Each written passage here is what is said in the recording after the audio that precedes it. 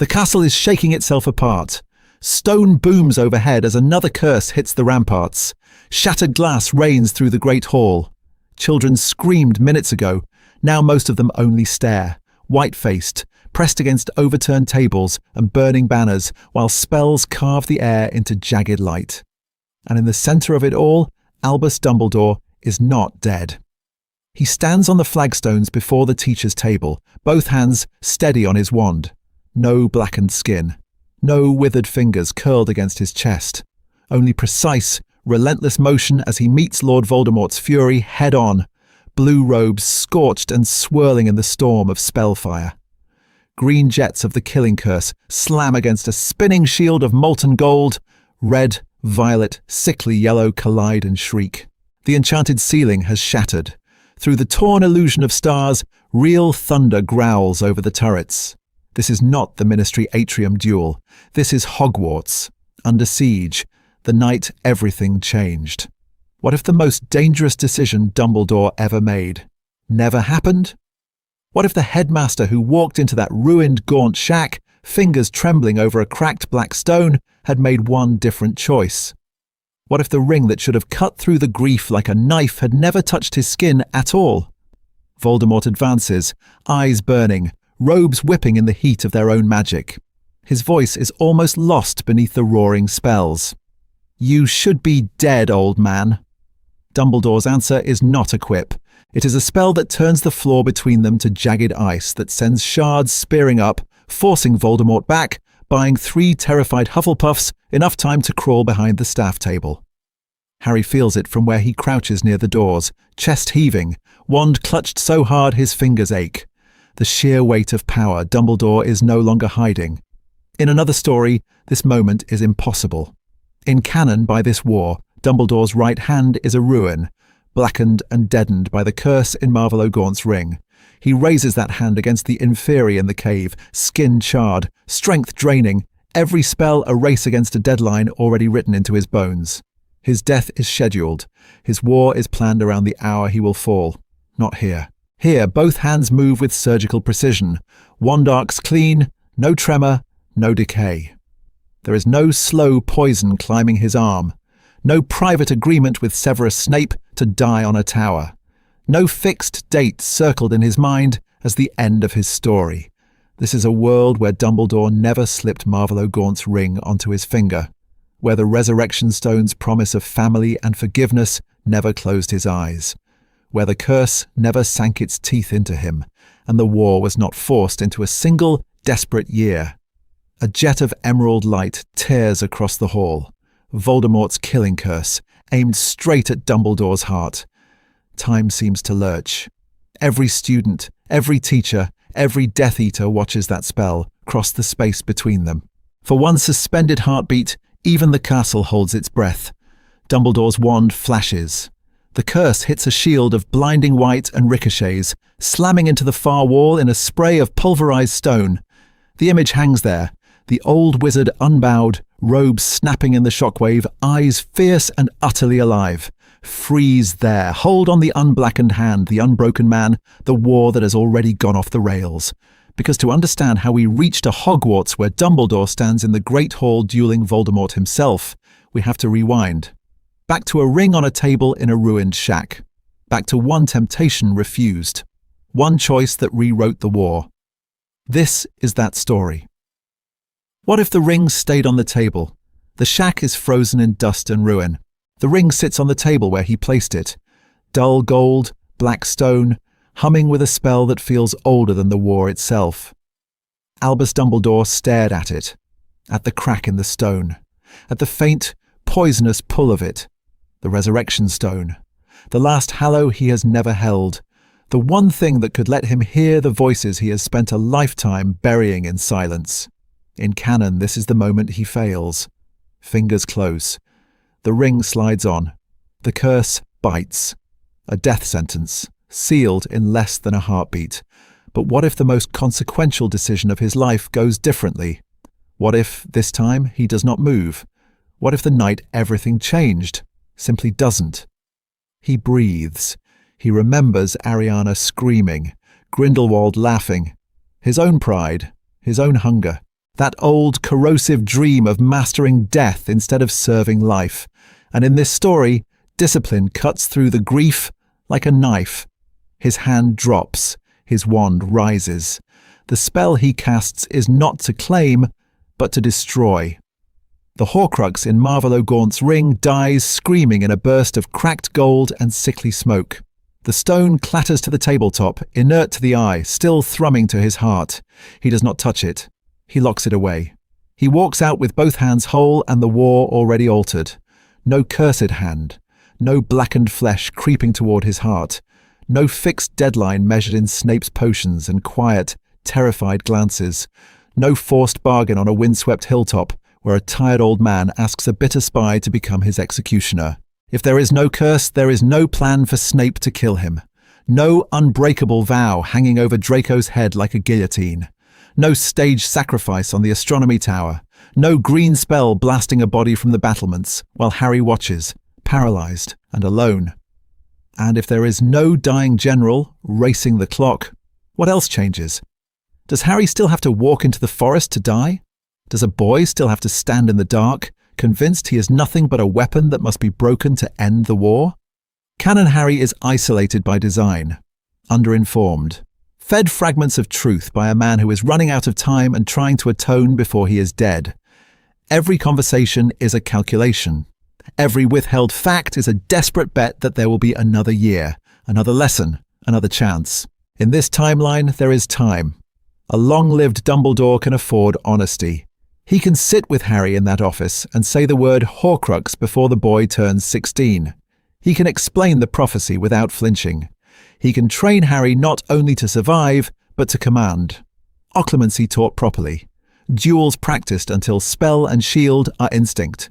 Strategy discussed around a real table, not concealed behind a twinkle and a half-truth. And he can build something Harry never truly had.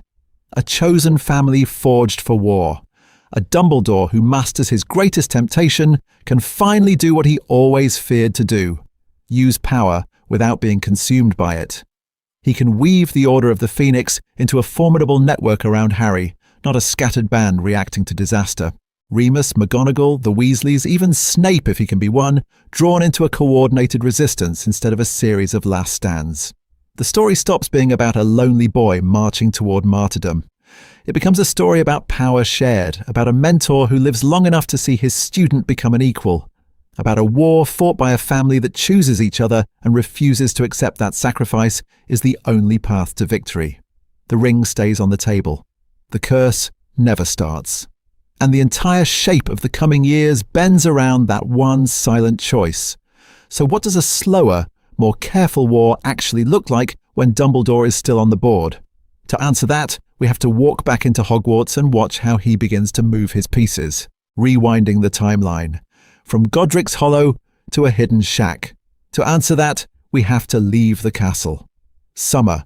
The summer after the Ministry battle, after the Veil, after Sirius fell and Harry screamed his godfather's name into a cavern of cold blue light. The school year is over, the war is not. Grimmauld Place is wrapped in grief and whispers, the Order reeling, the Ministry scrambling to pretend it still has control. Fudge is gone. Voldemort is public. The night everything changed is already behind them, but the consequences are only beginning. Dumbledore moves through this summer in silence and in motion. He visits Privet Drive. He visits the Burrow. He visits, more often than anyone knows, memory. He has Slughorn's altered recollection. He has the truth about Horcruxes, about soul magic that should never have been a spell. He has the pensive swirl of Bob Ogden's report, the Gaunt family's decayed pride, Morfin's wild stare, Marvolo's hand clutching a black stone ring as if it were the last proof that he was not yet dead to the world. He traces Tom Riddle's path from the orphanage to Little Hangleton, from the name Gaunt to the shack behind the overgrown hedgerow. What if you could walk that path with him? He apparates to the lane at the edge of the village, robes snapping in the warm, heavy air. The sky is a washed-out blue, the kind that makes every shadow look deeper. Ahead, the Gaunt shack waits. Rotting wood, walls sagging inward, a doorway hanging crooked, its hinges orange with rust. The smell hits him first. Damp earth, mould, the faint metallic tang of old magic that never truly fades. Inside, the silence is thick. A chair lies on its side. A snakeskin peels away from the hearthstone in brittle curls.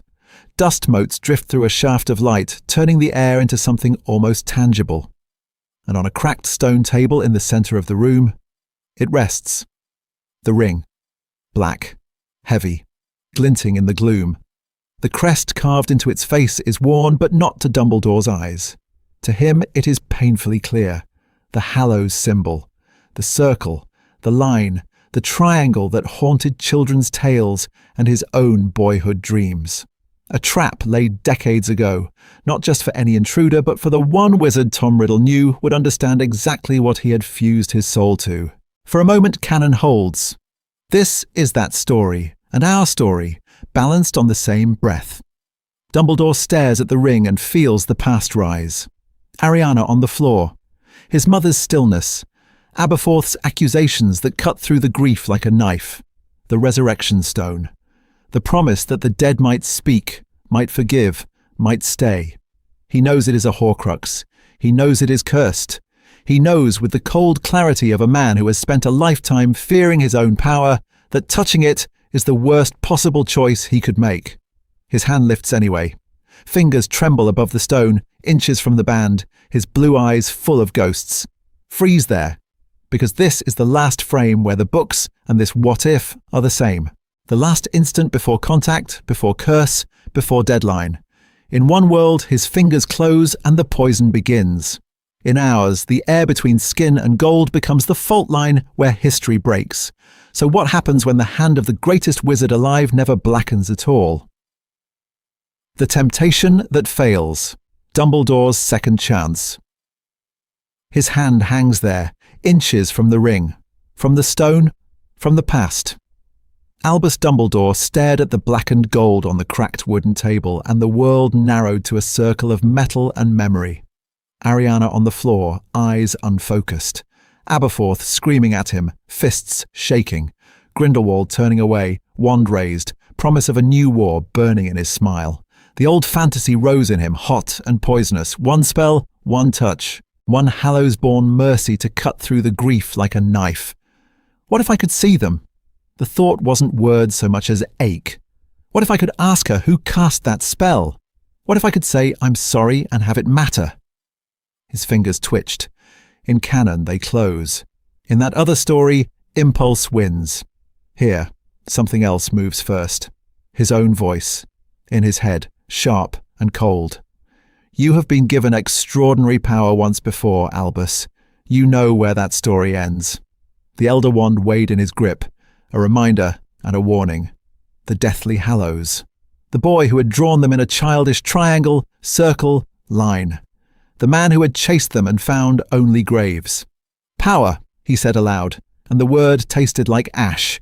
The chamber was stone and dust and silence, but he spoke anyway, as if someone were listening. Maybe Ariana. Maybe Harry.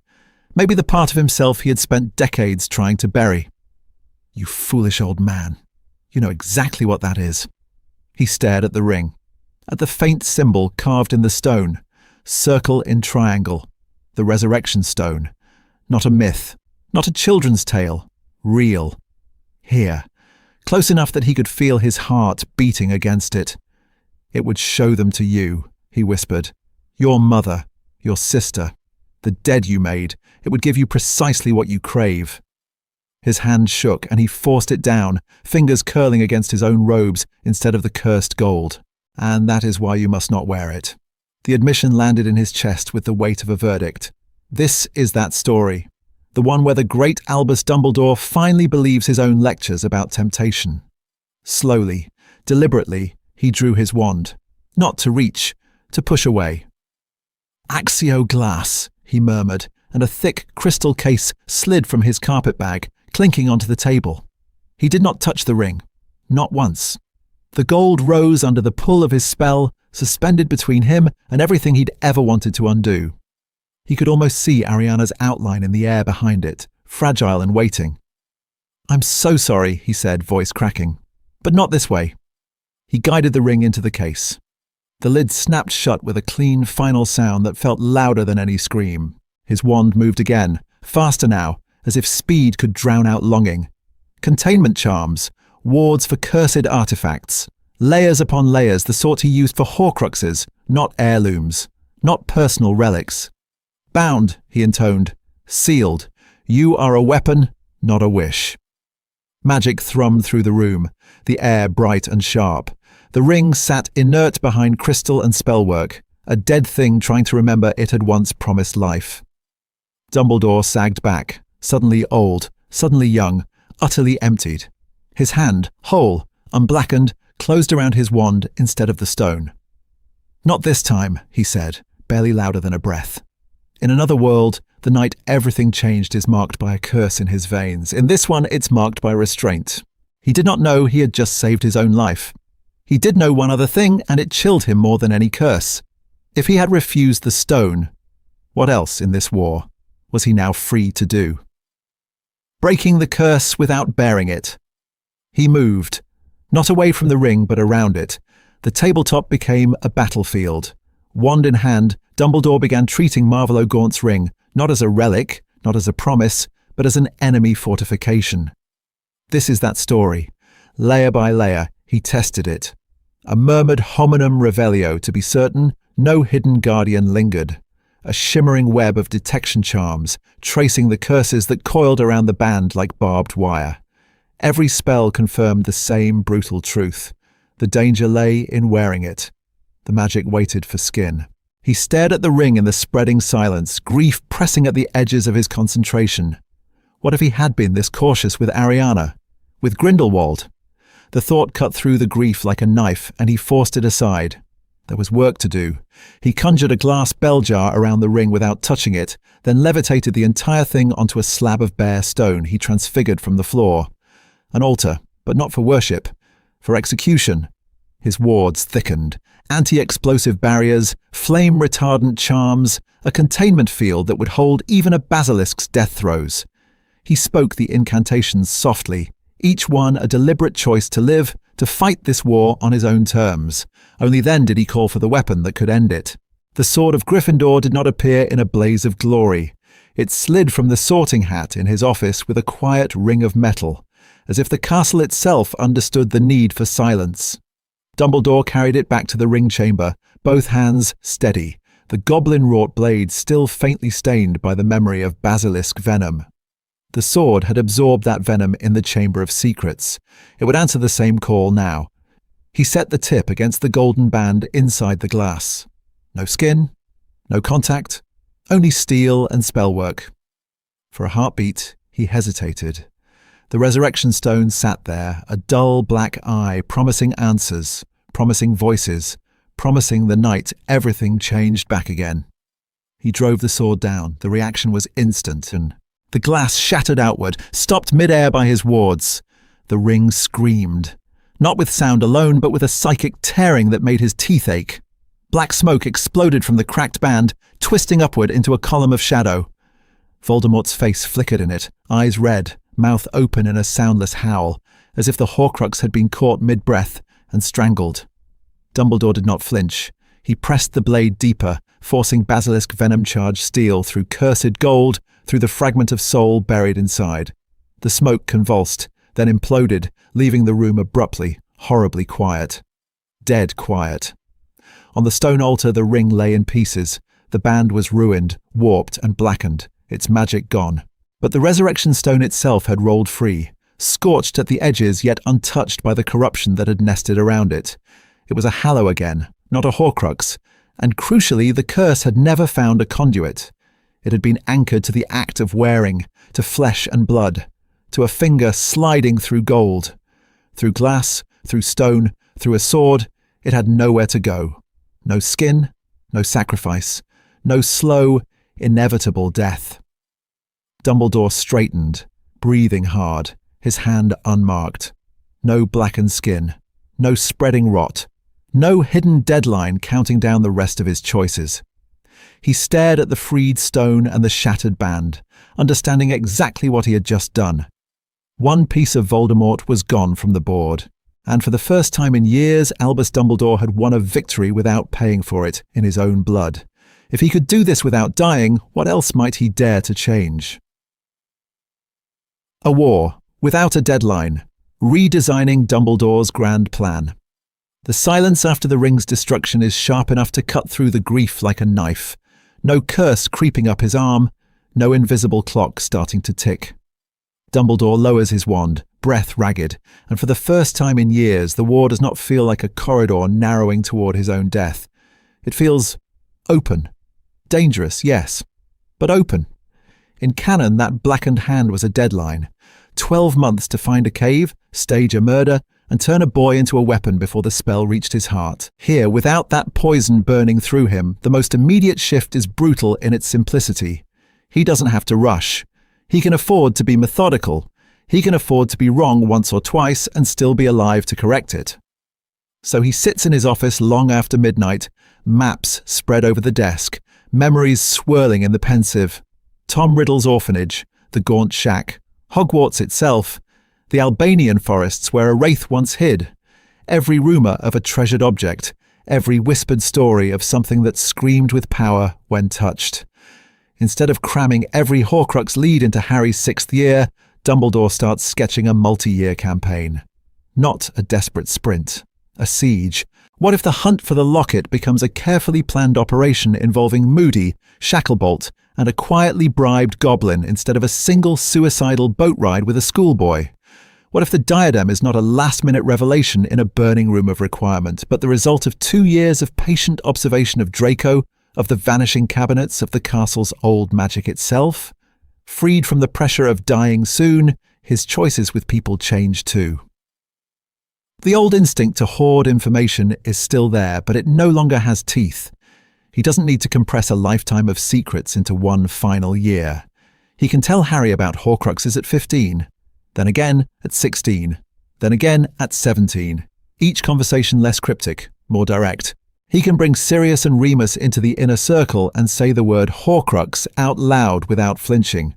This is that story, the one where Dumbledore looks at 3 traumatized teenagers and decides they are not going to carry this war alone while the adults die off stage. He has bandwidth now, time to lead from the front, to go himself to the cave, to the shack, to the cursed vaults under foreign ministries, instead of leaving the worst of it to Harry, Ron, and Hermione in a tent. Imagine Dumbledore and Harry side by side in that underground lake, spells blazing, the Inferi driven back by 2 Patronuses instead of 1 shaking boy and a half-dead headmaster. And because he is not racing toward a staged execution, he can rethink the most terrible piece of his old plan, his own murder. No cursed hand means no need to die on schedule. No need to bind Severus Snape to him with the promise of an Astronomy Tower killing. So what happens to Draco's impossible task, to the unbreakable vow coiled around Snape's wrist, to the night everything changed at Hogwarts in 6th year, when the man at the centre of that story refuses to die on cue?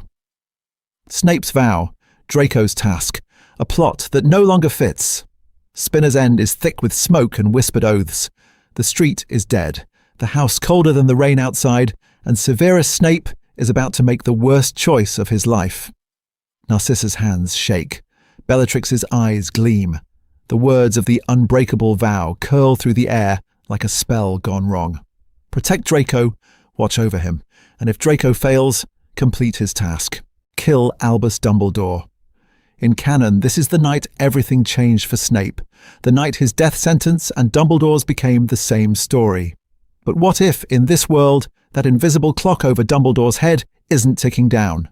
There is no cursed hand, no blackened fingers hidden in a glove, no quiet admission in the headmaster's office that the curse will kill him within the year. In the original war, Snape's promise is brutal but practical.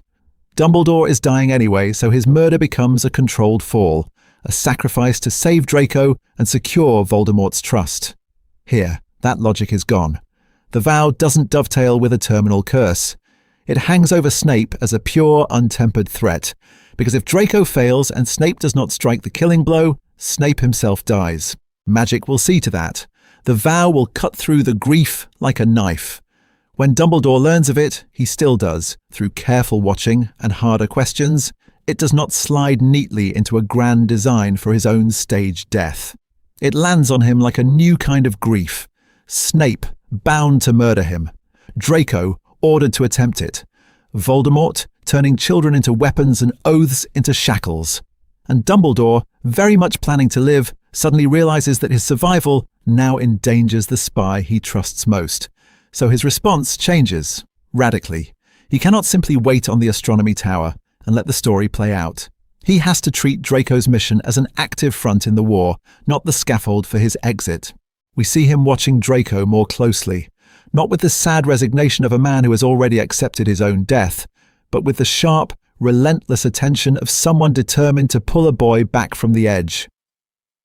The cursed necklace incident hits Hogwarts. Katie Bell screams, levitating, eyes rolled back. In canon, Dumbledore reads it as confirmation that Draco is in over his head and quietly doubles down on his plan to die. Here he stares at the chain, at the runes of the curse, and his resolve hardens. This is not the price of victory. This is a child drowning. The poisoned mead reaches Slughorn. Ron almost dies. The hospital wing fills with the familiar smell of potions and fear. Dumbledore stands at the foot of the bed and does not think, soon it will be me. He thinks, I'm running out of time to stop this without anyone dying. He starts closing Draco's avenues. Extra wards on the Room of Requirement. Quiet conversations with house elves about who is using the Vanishing Cabinet. Subtle pressure on Snape, not to prepare for the killing curse, but to find a way around the vow without breaking it. Because this is that story, the one where Dumbledore refuses to climb a tower to be executed on schedule. So when Death Eaters finally breach the castle, when the dark mark burns over the Astronomy Tower, Dumbledore has already made a different choice. This will not be his grave, not tonight, not for Draco, not for Snape, not. But if he will not die, and Snape cannot break the vow, what exactly is going to happen when they meet on that tower? Rewriting Half-Blood Prince. A healthier headmaster at Hogwarts. The dark mark hangs over the tower, green and wrong, but before we reach that night, everything changed. We have to see the months that built it. Because this time, Dumbledore does not move through Hogwarts as a dying man. He strides. His hair is still silver, his face still lined, but his back is straight and his hands are steady. No blackened fingers, no hidden curse. Students watch him cross the Great Hall and feel in their bones that their headmaster is not already half dead. Spells that once made him wince now cost him nothing. When he seals the castle against Death Eaters, the magic hums in the stone.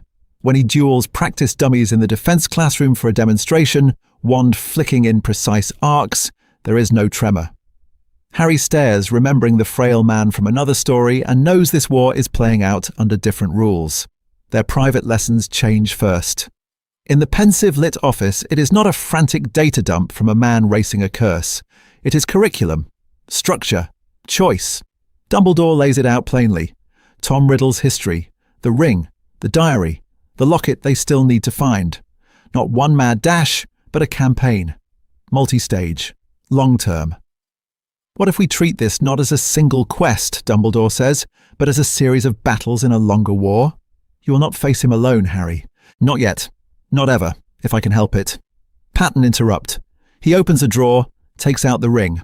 Not whole. Shattered. The stone cracked neatly in two, the gold band scorched where his spells tore the Horcrux out of it. He sets it between them on the desk, like a relic and a warning. He tells Harry what it was.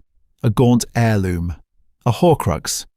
And something more, the Resurrection Stone, one of the Deathly Hallows.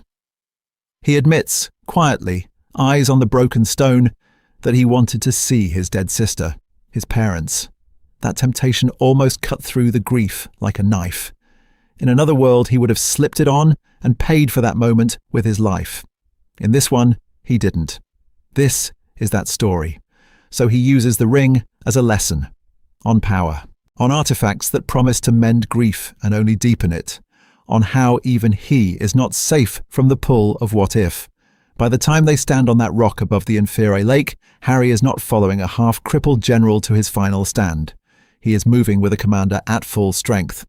The potion still must be drunk. The protections demand it. But when Dumbledore raises the goblet, his hand does not shake from curse rot. It is a tactical choice, not a death wish. The potion still makes him scream. It still drags old memories to the surface. Harry still has to force each mouthful past his teeth.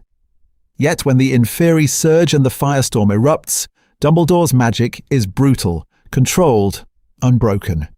He does not collapse on the cave floor. He sags, catches himself, and stands.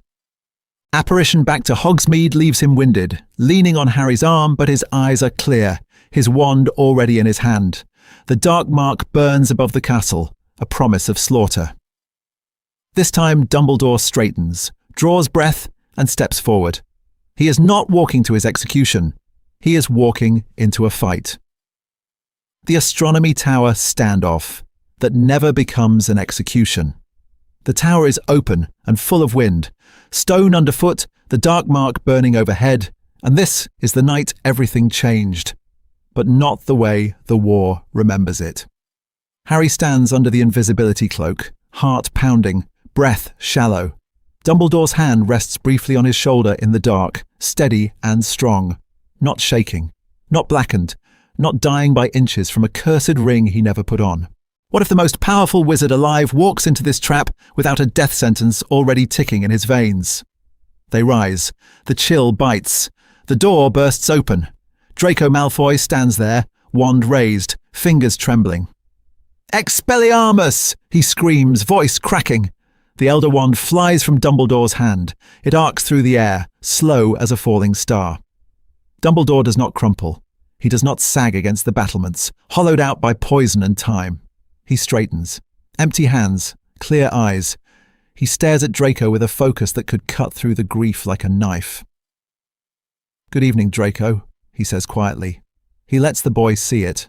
No fear, no weakness, no concession to death. Just a headmaster who has made a choice, talk, stall, learn. Because this is that story. As Draco rants, as he lists the task, the cabinet, the Death Eaters already in the castle, Dumbledore listens. Every word is intelligence, another thread in the web. Harry, frozen, hears it too, his mind racing through maps of the castle, Sirius and Remus drilled into him.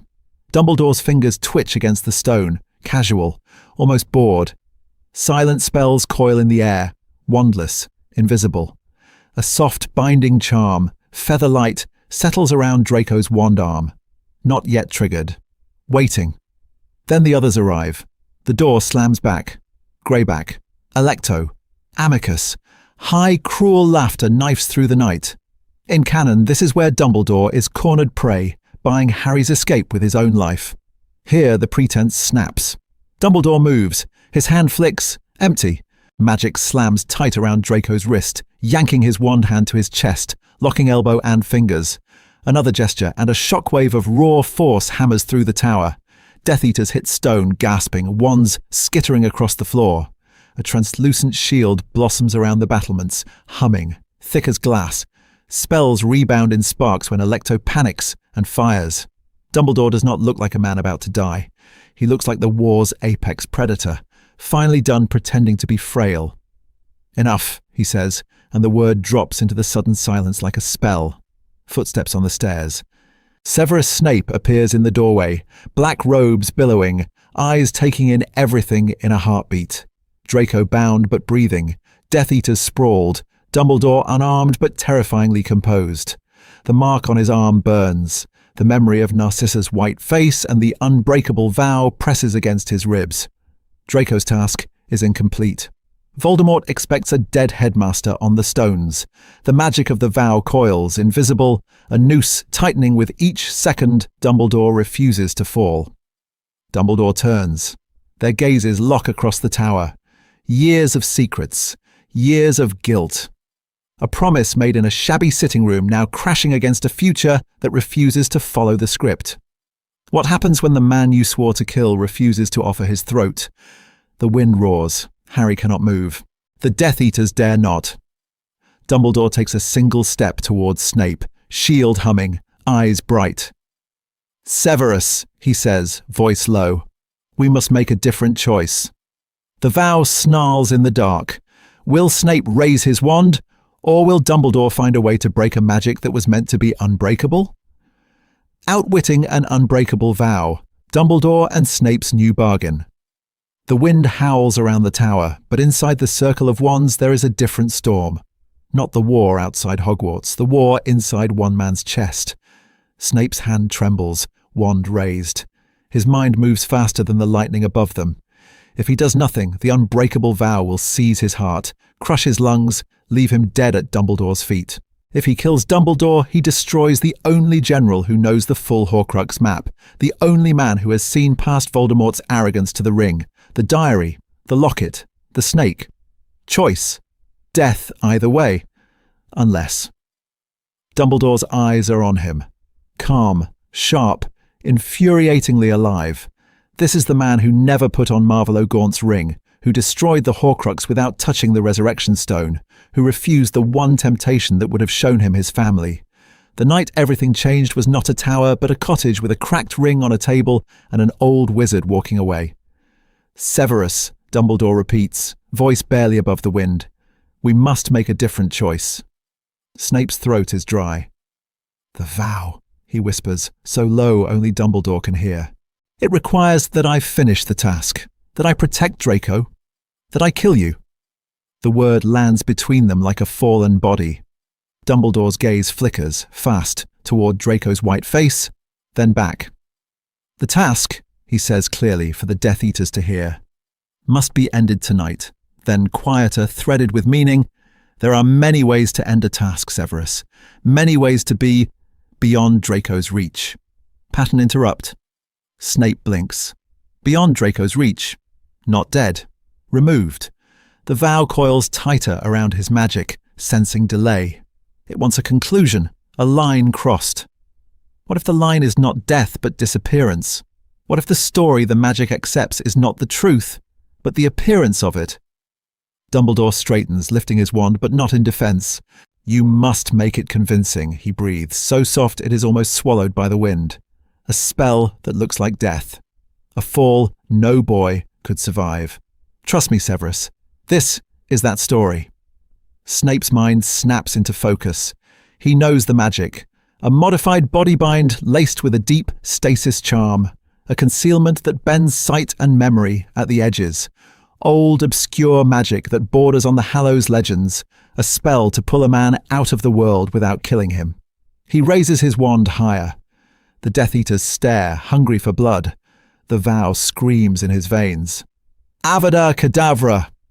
Green light bursts from his wand, slamming into Dumbledore's chest. The headmaster's body jerks, then topples backward over the battlements. Harry screams. Draco chokes. For everyone on the tower, Dumbledore is dead. But the killing curse was not pure. Twisted at the last instant, braided with Snape's stasis and Dumbledore's own silent precast charm, it does something impossible. It severs Dumbledore from Draco's task, from the tower, from sight. As he falls, his body vanishes an instant before it should hit the ground, folded into a hidden pocket of Hogwarts itself, layered in concealment that only Snape and Fawkes can pierce. The vow flares, then cools. Task completed. Draco spared. Snape alive. The Death Eaters flee into the night, clutching their victory. Snape, the loyal killer. The old fool, finally gone. Hogwarts wakes to the news with a howl that cut through the grief like a knife. Portraits weep. Students cling to one another. Harry stares at the empty chair in the Great Hall and feels the world tilt. Dumbledore is dead. Except he isn't. Deep in the castle's hidden bones, unseen, the real architect of the war opens his eyes in the dark, listening to the castle mourn him, already planning the next move with the only double agent Voldemort still trusts. What happens to a war when its greatest strategist fights from the shadows of his own grave? The ring, the stone, and the man who refuses to look back. He lies there for a long time after Snape leaves, staring at the ceiling of the hidden room, listening to the muffled weeping of a castle that thinks he's dead. In his right hand, the ring is cold, not burning, not blackening his skin, just a dead, heavy circle of gold with a crack through the black stone that could change everything and nothing at once. What if he turned it 3 times? What if Ariana stepped out of the shadows, small and furious and alive in all the wrong ways? What if his mother forgave him? His father? Grindelwald, young and bright-eyed, before the war, before the prison, before the name became a curse. The questions cut through the grief like a knife. He closes his fingers around the ring until the edges bite, until pain anchors him, until the old, terrible hunger rises in his throat and he can stare it down. In another story, another timeline, he failed this test. He slid the ring onto his finger, chasing a voice he could never hear again, and the curse screamed up his arm. In that world, his blackened hand became a ticking clock. Every spell a step toward the night, everything changed on the Astronomy Tower. This is that story, but bent away from that single moment of weakness. Here, there is no curse, no deadline, no secret bargain with death arranged through Snape's wand. The absence of pain is its own accusation. You could have it, the stone whispers without words. You could see them. You could make it right. He whispers back into the silence. No. Because he has finally learned there are wounds no magic can undo. No hallows can heal. Ariana is dead. His parents are dead. The boy he loved burned his own soul to ash in pursuit of power. To pretend otherwise would not be love. It would be theft of their rest, of his penance, of the hard choices he has forced onto children for too long. So when he plans with Harry now, when the boy finally learns about Horcruxes and Hallows, Dumbledore does not stand apart on some doomed pedestal, already half gone. He does not frame Harry's death as inevitable, a noble walk into the forest, pre-written by prophecy. He talks about choice, about how the Elder Wand is a trap, about how the stone is a lie, about how the cloak is the only Hallow that understands what survival really means. He admits his own temptation, not as a distant legend, but as a living danger he still feels in his bones. And because he did not use the stone, because he did not steal one more glimpse of the dead, his fear of power is no longer abstract. He has stood on the edge and stepped back. The restraint he demands from Harry, from Sirius, from Hermione when they talk about revolution and war, is the restraint he has finally managed to practice himself. It makes him smaller somehow, and truer, less tragic hypocrite, more flawed mentor who chose to stop running from his own reflection. Later, alone, he walks to a warded cabinet deep in his office. The ring sits in his palm, cold as the lake in winter. He does not kiss it. He does not speak. He locks it away. Not as a prize for Harry, not as the centerpiece of some grand Deathly Hallows quest, as a dangerous relic to be studied, understood, and never worshipped. Outside, the war tightens. Inside that cabinet, the stone waits. And because Dumbledore has refused to look back, the story of how Harry meets death will not be the one we remember. Horcrux Hunt 2.0. Building a real strike team. The cabinet door shuts with a soft click, and in that small sound, the war changes. Dumbledore turns from the locked stone to a different battlefield, the map of Voldemort's soul laid out on his desk. The diary destroyed in a flooded girl's bathroom. The ring shattered in the gaunt ruin without ever touching his hand. 4 left, the locket, the cup, the diadem, Nagini. This is not a legend about a lone boy and a wand. This is a campaign. He calls it what it is. A strike, he tells McGonagall, Kingsley, Lupin, Sirius, Remus's hand tightening around his teacup as if he can feel the word cut through the grief like a knife. We will not send children to do this alone. On the table between them, parchments, moving photographs, a rough sketch of Britain. Grimmauld Place circled for the locket. Gringotts underlined for the cup. A ring drawn around Hogwarts itself for the diadem. A serpent sigil where Nagini coils at Voldemort's side. What if, Dumbledore thinks, the great mistake of the First War was believing in a chosen one instead of a chosen team? Roles crystallize. Kingsley takes intelligence and ministry pressure, slipping through corridors of power, feeding Scrimgeour just enough truth to make Death Eater sympathizers sweat. Lupin handles field reconnaissance, werewolf networks, the shadows where rumors about cursed artifacts and missing goblins whisper.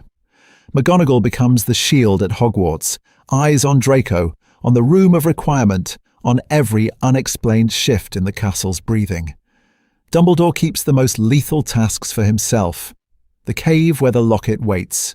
Any direct confrontation with Nagini. Old curses and older seas. He is not dying this year. He can afford to be patient and ruthless. And Harry is not exiled to guesswork and half-truths. Sixth year opens with a different conversation in that circular office. No stage lessons about Tom Riddle to justify a future sacrifice. Real briefings. Real plans. Pensive dives not as a riddle but as mission prep. You will lead one day, Dumbledore tells him, but you will not be sent to die untrained. Hermione sits beside Harry, quill ready, eyes blazing. Ron leans forward, jaw clenched. This is that story. They learn curse-breaking from Bill in the summer, not in a desperate sprint before a bank heist. They practice coordinated dueling with Kingsley, moving as a unit, spells overlapping, shields locking. Patronus drills become formation work. Harry is not a symbol being maneuvered. He is a strategist in training. Order resources stop being a vague background hum and become weapons. Mundungus is squeezed for every scrap of information about stolen heirlooms. Under threat of Azkaban and Sirius's barely leashed fury, he admits to losing a heavy locket that made him feel sick to touch. McGonagall and Creature cross-reference Black family records. The trail to the locket tightens. Gringotts feels an early tremor as Bill quietly surveys vault protections, feeding back curse patterns and goblin politics. Even the Ministry is pulled, unwilling, into the light. Anonymous tips, exposed bribes, files about old Gaunt, Lestrange and Malfoy holdings go missing and reappear on the right desks. The war stops being reactive. For a moment the initiative is theirs, but Voldemort did not survive this long by standing still. The Ministry's fall is no longer inevitable, the trio's endless camping trip in the dead silence of the woods no longer a foregone conclusion. Yet every coordinated strike forces him to adapt faster, hit harder, trust fewer people. When he finally realizes someone is hunting his soul on purpose, his countermove will not be subtle. It will be surgical. And the first place his suspicion turns is the one place Dumbledore has always sworn to protect: Hogwarts itself. Ministry shockwaves, when Dumbledore doesn't die on schedule. The Ministry wakes to rumors of war before it ever admits there is a war. The night everything changed at Hogwarts, the prophet screams one headline: Dumbledore dead. Official statements. Somber quotes. A photograph of the Astronomy Tower, empty and cold. Fudge's successor, scrambling, sweating under the weight of a world he never truly believed was burning, steps in front of the cameras and talks about stability, continuity, the tragic loss of a great man. But grief doesn't settle cleanly. It curdles. It leaves questions. Why are there no witnesses beyond a handful of students? Why does McGonagall refuse interviews? Why does the Order's inner circle vanish from public view in the same week the Dark Mark appears over two separate Muggle-born neighbourhoods? At first, the Ministry stares at its own reflection and tells itself a comforting story. Dumbledore is dead, the old rival is gone, the path to a negotiated peace, however poisoned, might be easier. They pass new security decrees. They hold a memorial in the atrium, wands raised in choreographed silence. And then the leaks begin. What if a sealed aura file on known Death Eater donors appears anonymously on the desk of a junior reporter? What if a memo proving a department head blocked raids on suspected safe houses is copied, word for word, and sent to every member of the Wizengamot the night before a confidence vote? Each document lands with the precision of a spell. Each one cuts through the grief like a knife. Somewhere far from London's golden fireplaces, Dumbledore sits in a cramped, warded room, forks his feathers bright against the gloom, and makes a choice. If he cannot stand in the light, he will pull others into it. This is that story. He knows the Ministry's arteries. He knows which Undersecretary will panic first, which old war hero still wakes screaming from the first Voldemort rising. He feeds them proof, not speeches.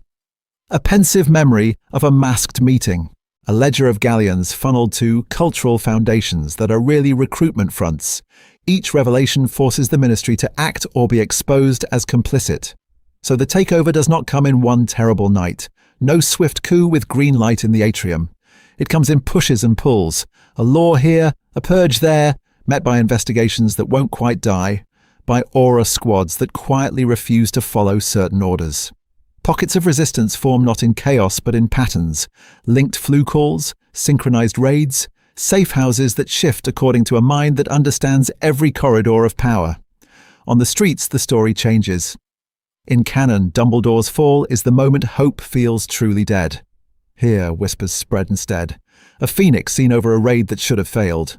A Patronus message in a voice too familiar to be anyone else's. What if Dumbledore is still out there, watching, planning?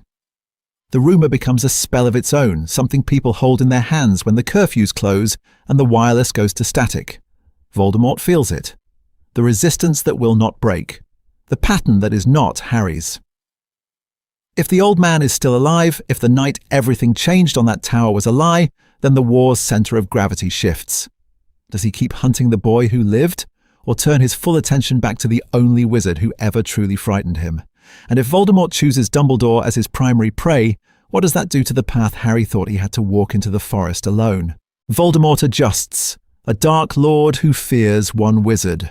Voldemort gets his answer in a scream. Not from Harry. From the wards around a Horcrux as they shatter, a magical shriek that cuts through the grief like a knife and drags him out of whatever triumph he's manufacturing that night. One moment he is the master of death. The next, he is standing in the ruins of a protection he crafted himself, staring at the empty place where Marvolo Gaunt's ring should be. Silence. Then fury. He rakes his magic over the shack, over the hill, over the very earth. No trace, no signature. Only the echo of a spell done cleanly, efficiently, without waste. This is not the work of a terrified thief. This is the work of a master. What if I am not the only one who has pierced the secret of my soul? The thought is an intrusion, unwelcome, but it will not leave. When the locket falls next, Creature's lies unravelled, the cave's enchantments undone, the sea itself failing to drown his defences, paranoia hardens into a single, terrible conclusion. Dumbledore. He killed him. He saw the body fall from the Astronomy Tower, saw the old man dead at his feet, through Draco's frightened eyes and Snape's cold reports. But who else could walk into the heart of his protections and unmake what should have been eternal? Who else has the patience, the knowledge, the sheer audacity to hunt the Dark Lord's anchors as if they were chess pieces to be methodically removed from the board? In canon, this is where he relaxes. Dumbledore is gone, the ministry is crumbling, the war is his to stage at leisure. Here, that comfort never comes. Here, every destroyed Horcrux is a message. You are not safe. You are not untouchable. The wizard you feared most is not only alive, he is already inside your plans. So his strategy fractures. The careful, theatrical obsession with Harry as symbol, the boy, the prophecy, the staged hunt, remains, but it is no longer enough. New orders go out. Snatchers are paid not just for children and muggle-borns, but for whispers. An old man in plum robes seen near a forest. A phoenix song heard over a battlefield. A spell that feels too clean, too elegant, to belong to anyone else. He begins hunting for a ghost. This is that story. Meetings grow shorter, tempers sharper.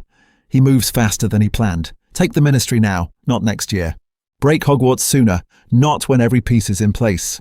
Draco's task is accelerated, the Carrows deployed earlier, the Snatchers given broader license.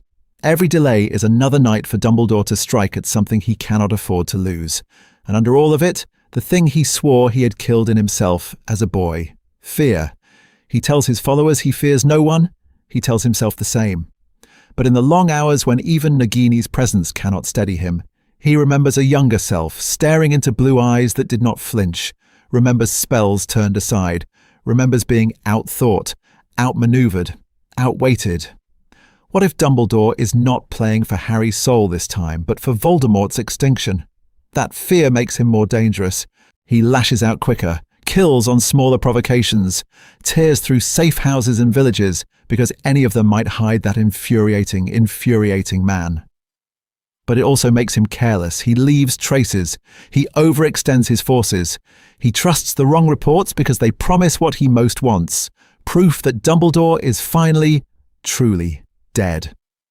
The war stops being a slow constriction around Harry and becomes a pressure cooker around Voldemort himself. Every lost Horcrux is another turn of the valve. Every rumour of Phoenix Song is another crack in his composure. And all of this can only end one way. Not with a drawn-out, Harry-centred endgame in a ruined castle, but with a forced collision. The Dark Lord who cannot bear uncertainty, and the Headmaster who has refused to die on schedule. The question is no longer if they will meet again. It is how soon. and who will be standing when the last Horcrux falls. Domestic front. Harry's 6th year. Under a living legend. Hogwarts does not feel like a waiting room for death this year. The castle hums with its usual noise, moving staircases, whispered gossip, quills scratching through homework. But under it all, there is a different current. The headmaster is not a distant, fading figure with a blackened hand hidden in his sleeve. He is everywhere. At staff table, in corridors, in classrooms, the living legend whose choice not to wear a ring has quietly rewritten the rhythm of Harry's 6th year. Lessons go on.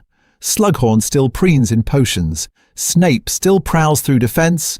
McGonagall still stares down anyone who dares test her patience. Quidditch practices leave Harry soaked in sweat and rain.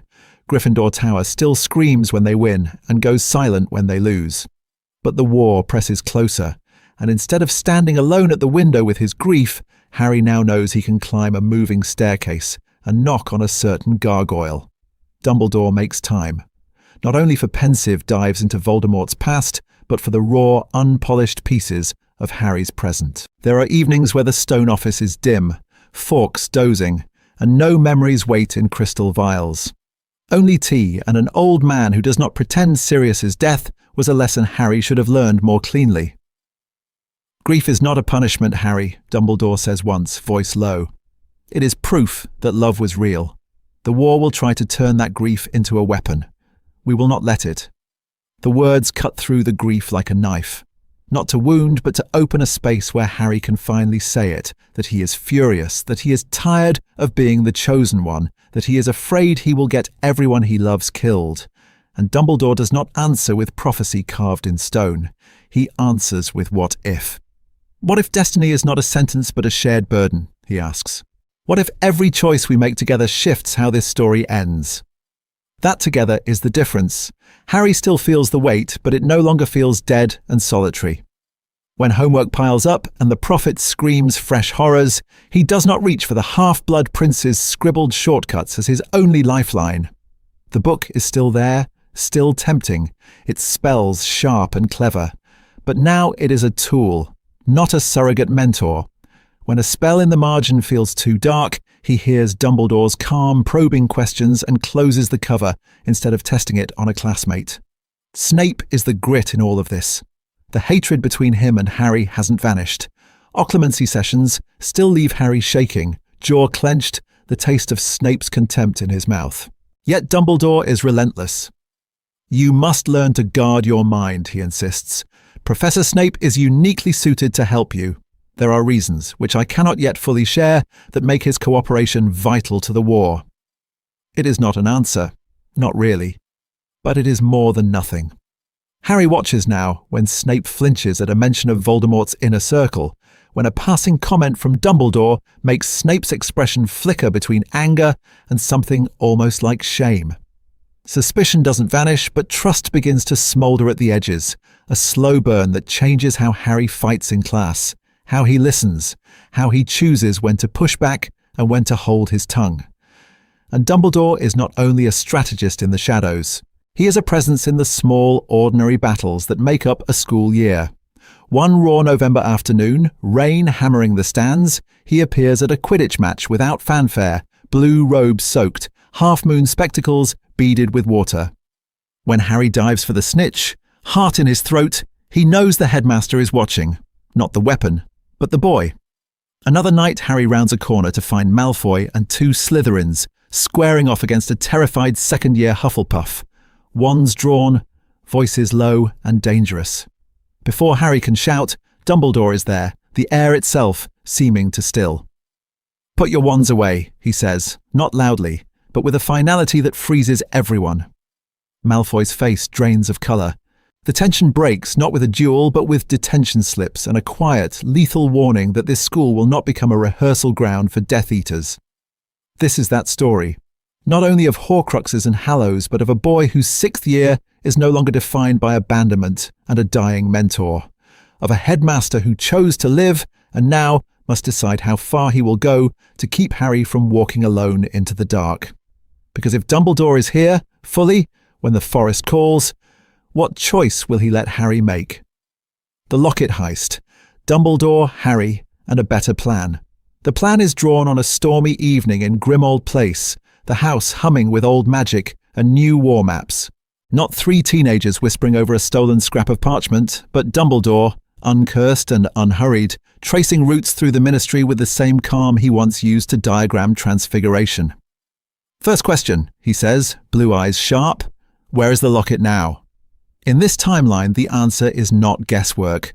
Creature, treated as more than a tool, has already told them of Regulus, of the cave, of the false locket.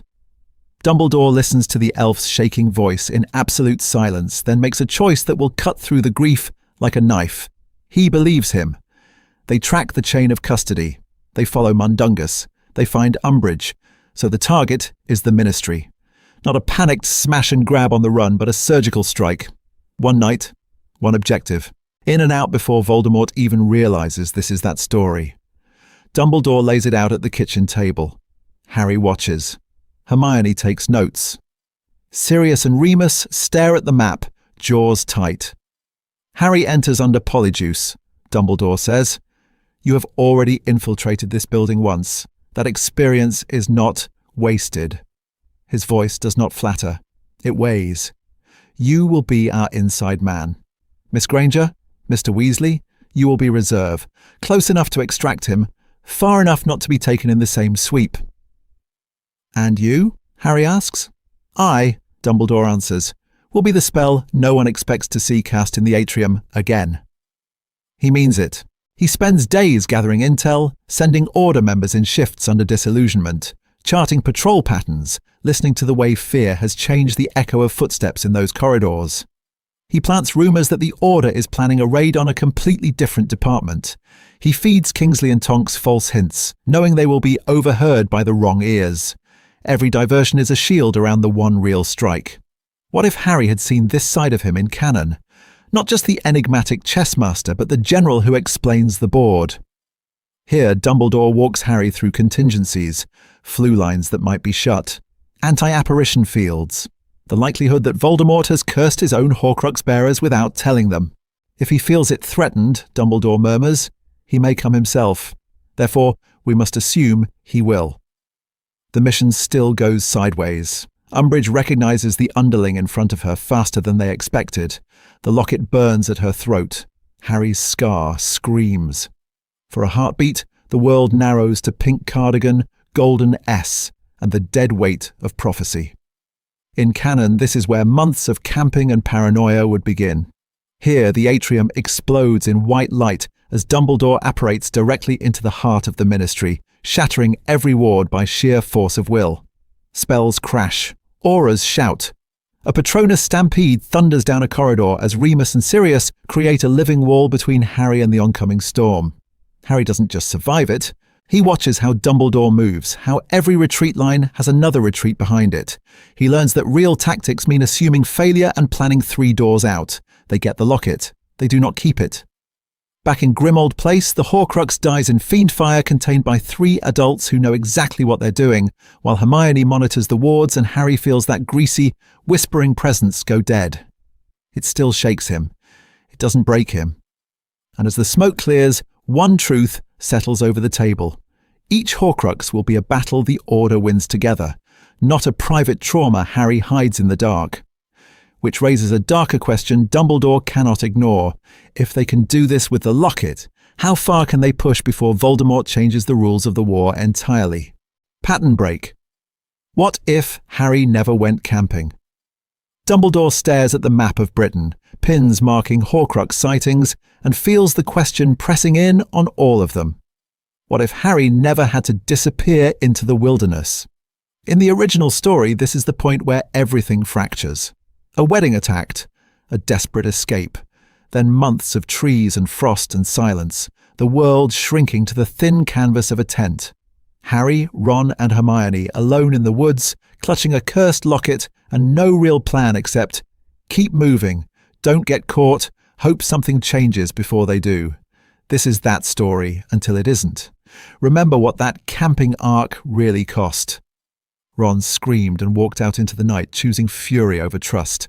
Harry stared at the Horcrux in the dark, listening to it whisper that he was useless, that Dumbledore had abandoned him, that everyone he loved would die for nothing.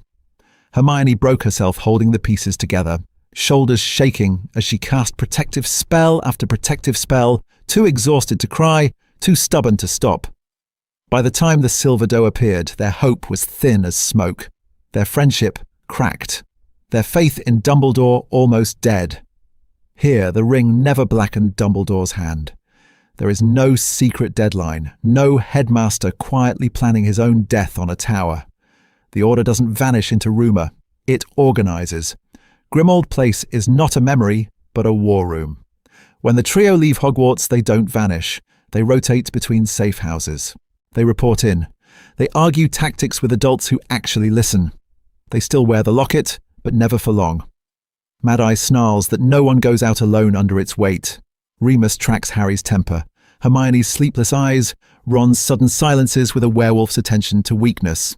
When someone starts to fray, the Horcrux is passed off, cleansed, contained. Isolation is replaced by a net. They still fight. They still make the wrong choice, say the cruel thing, storm out of rooms. But there is always a door to slam behind you and someone on the other side who will knock, who will not let you stay lost. So what do they lose without that frozen crucible of the forest? Harry doesn't learn in his bones what it is to lead when there is no one left to ask. He is less hardened, less used to being the last word when every adult is dead or distant. The war does not cut through the grief like a knife in quite the same way, but he is also less shattered, less convinced that he must walk alone. His spellwork is sharper, his dueling cleaner, his trust in Dumbledore and in his parents' surviving friends deeper. When Dumbledore says, "You are not a weapon, Harry. You are a choice," Harry actually believes him, which raises a new, dangerous what if. If the boy who walks toward the forest is not half mad with hunger and despair, if he is trained, supported, and not entirely alone, does he have to die at all? Hold that question, because from here the path to the Deathly Hallows bends. No cursed hand, no tower murder, no endless winter of camping. The next steps will show a different route to the forest clearing, and a different answer to whether the story demands Harry's death or whether that was always just one man's plan. The Hallows conversation. Dumbledore actually has.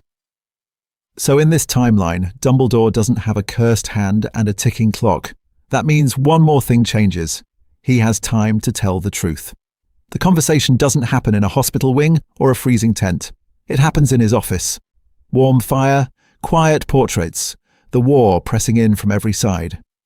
Harry sits opposite the desk, Sirius and Remus waiting downstairs with their own questions, and Dumbledore decides this is the night everything changed. "Harry," he says, and the word is heavy. "There is a story wizards tell their children, about 3 brothers and 3 gifts." He does not pretend it is only a story. He lays it out plainly. The Elder Wand, a killing stick that has left a trail of dead men through history. The cloak, a true invisibility cloak that hides you even from death. And the stone, the thing that calls the dead back to walk beside the living. He names them, the Deathly Hallows. He watches Harry's eyes widen, then narrow, as the shape of the symbol from Grindelwald's youth meets the reality of the war they are actually fighting. "What if they're real?" Harry asks. His voice is low, almost a whisper. "What if Voldemort finds them?" "They are real," Dumbledore answers. "And they are dangerous, not because of what they can do, but because of what they make men want." He does what he never did in the original story. He talks about Grindelwald, about 2 brilliant boys in Godric's Hollow, drawing diagrams, making plans, dreaming of Hallows and a new world where wizards rule for the greater good. He speaks of Ariana, of the duel, of the spell that went wrong, and the sister who fell dead between them. "My obsession with the Hallows," he says quietly, "cost me my family. My silence afterwards cost the world decades of war." The admission cuts through the grief like a knife, but he doesn't flinch from Harry's stare. This is that story now. Not of a perfect general, but of a man offering his worst mistake as a warning. Then he tells Harry about the ring, Marvolo Gaunt's ring, Voldemort's Horcrux. And inside its cracked stone, the 3rd Hallow Dumbledore once dreamed of owning. In this world, he never put it on. He recognized the curse, shattered the Horcrux with deliberate, clinical spells, and refused to turn the stone 3 times in his hand. "I wanted to," he admits, "to see my mother, my sister, to ask for forgiveness I did not deserve. But the dead deserve their rest, Harry, and we, the living, must bear our grief, without magic to soften it." That single choice becomes the model. Harry doesn't see the Hallows as prizes. He sees a ring that could have shown Dumbledore his family, and a wizard who walked away. So when Dumbledore says, "If the cloak you carry is a Hallow, treat it as a tool, not a crown. If you ever find the wand or the stone, remember, they are not shortcuts to victory," Harry listens. Because this isn't myth anymore. It's a map of how power warps the soul. The key to defeating Voldemort, Dumbledore finishes, is not in relics. It is in understanding what he did to his soul and undoing it. Horcruxes, not Hallows. Harry leaves that office with the symbol burned into his mind, but as a warning label, not a treasure hunt. So when the Hallows start circling his life anyway, when one law and legends and a certain deathly gift converge, the question won't be, how do I unite them? It will be, what will he sacrifice rather than pick them up? And that answer is going to terrify Voldemort. Snape's double life. Under a living Dumbledore, Snape is the knife edge this new future balances on. Dumbledore lives. The ring was destroyed without ever touching his skin. No blackened hand. No fixed date to die. But that doesn't mean Severus Snape gets to walk away from the war clean, because the unbreakable vow has already been made. In this timeline, the talk in the hospital wing is different. Dumbledore's hand is whole as he stares at Snape, blue eyes hard, voice low. "You will not kill me to save your own life, Severus. We will find another way." The choice on the table is brutal. Either they outwit the vow together, or it drags Snape to his grave. This is that story, so they forge a new bargain. Publicly, Snape will still be the man who fells Dumbledore on the tower. Privately, Dumbledore will not actually die. They design a fake death ruse intricate enough to fool Voldemort himself. A modified killing curse, a staged fall, a body that vanishes in phoenix fire instead of lying dead on the stones. The magic is experimental, dangerous, the kind of spell that could backfire and kill them both if they misjudge a syllable. The night everything changed on the Astronomy Tower, Snape's wand rises. Harry, frozen by a silent bodybind, watches the green flash, hears Hagrid scream. From the grounds, it looks the same. Dumbledore blasted backwards, gone. The grief that rolls through the castle still cuts through the grief like a knife. But in a sealed, warded chamber beneath Hogwarts, Albus Dumbledore opens his eyes. Now the alliance between them is a prison and a lifeline. Snape walks back into Voldemort's ranks as the man who finished Dumbledore, earning a level of trust even canon never granted. He sits at the long table in Malfoy Manor, cold eyes lowered, while reports of raids and ministry purges swirl around him. Every detail, who was there, which curse Voldemort favoured, who hesitated, is sifted and sent, through coded messages and order intermediaries, to the hidden headmaster. And yet every whisper of his name at Hogwarts is poison. Students stare when they think he isn't looking. McGonagall's silence in staff meetings is a blade. Harry's hatred is a living thing. Harry, raised by Sirius and Remus, already despised Snape. After the tower, that hatred crystallizes. He saw the spell. He heard the rush of air as Dumbledore fell. In his mind, Snape isn't just a Death Eater. He's the man who tore their war's best general away. From hiding, Dumbledore refuses to let that be the end of the story. He nudges. A whispered suggestion through the order. Snape accidentally leaves a gap in the wards so a captured Muggleborn can escape. A potion anonymously supplied appears just when Remus needs it most. A single inexplicable moment on a battlefield where a curse that should have killed Harry goes wide because Snape's wand twitched a fraction off target. Harry notices. He doesn't forgive. But the certainty that Snape is pure monster begins to crack. What if the man who murdered Dumbledore is also the reason Hermione survived that ambush in Diagon Alley? What if the spy Sirius wants to hex on sight is the one feeding them the timetable for the next attack? With Dumbledore alive to coordinate, Snape has more than a dying memory dump to argue his case. He has patterns, choices, a trail of small salvations that Harry can track or refuse to see right up to the final battle.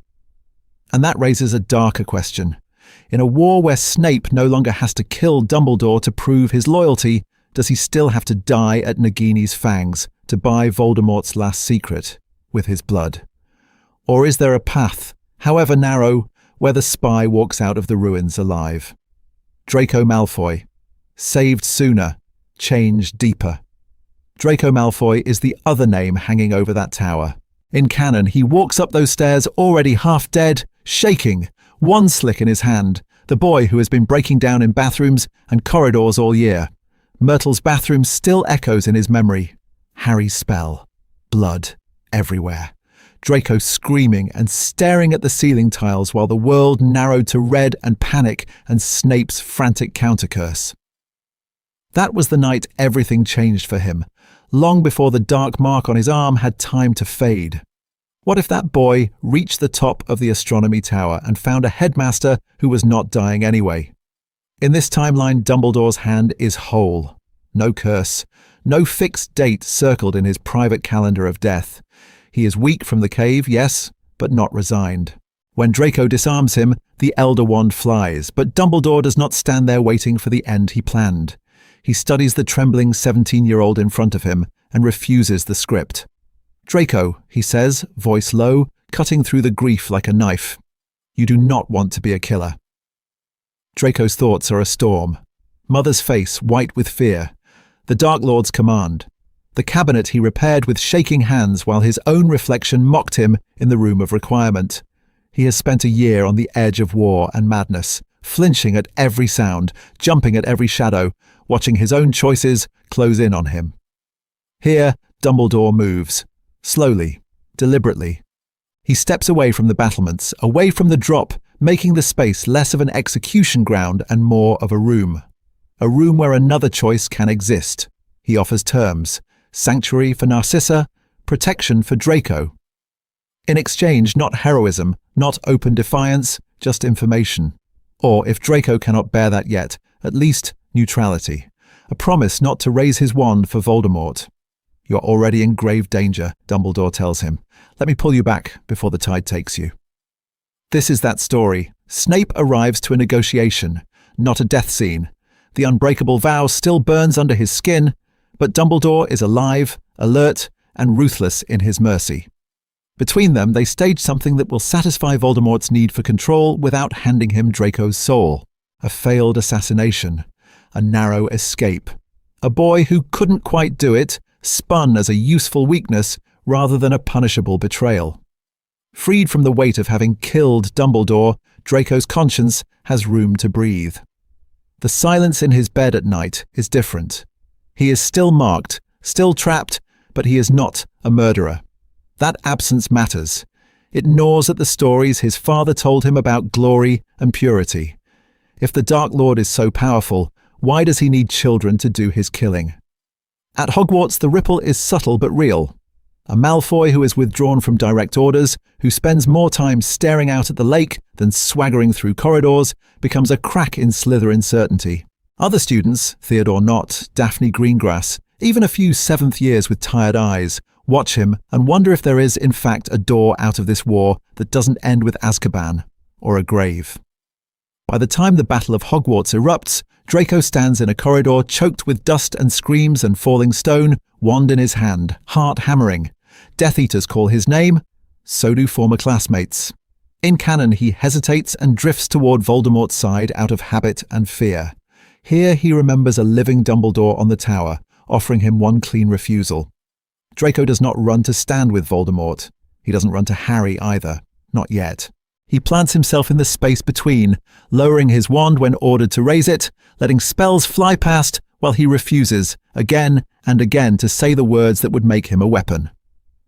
And that quiet defection on the inside of the Dark Lord's ranks will matter when the final curses start to fall. Hogwarts under siege, a headmaster in the shadows. Hogwarts changes in stages, not with one spell, but with a slow, suffocating shift. The Great Hall banners bleed from gold and red to green and silver. Dumbledore's chair stays empty for one terrible week, as if the castle itself is holding its breath. Then the prophet prints the headline that cuts through the grief like a knife. Albus Dumbledore dead. Severus Snape installed as headmaster.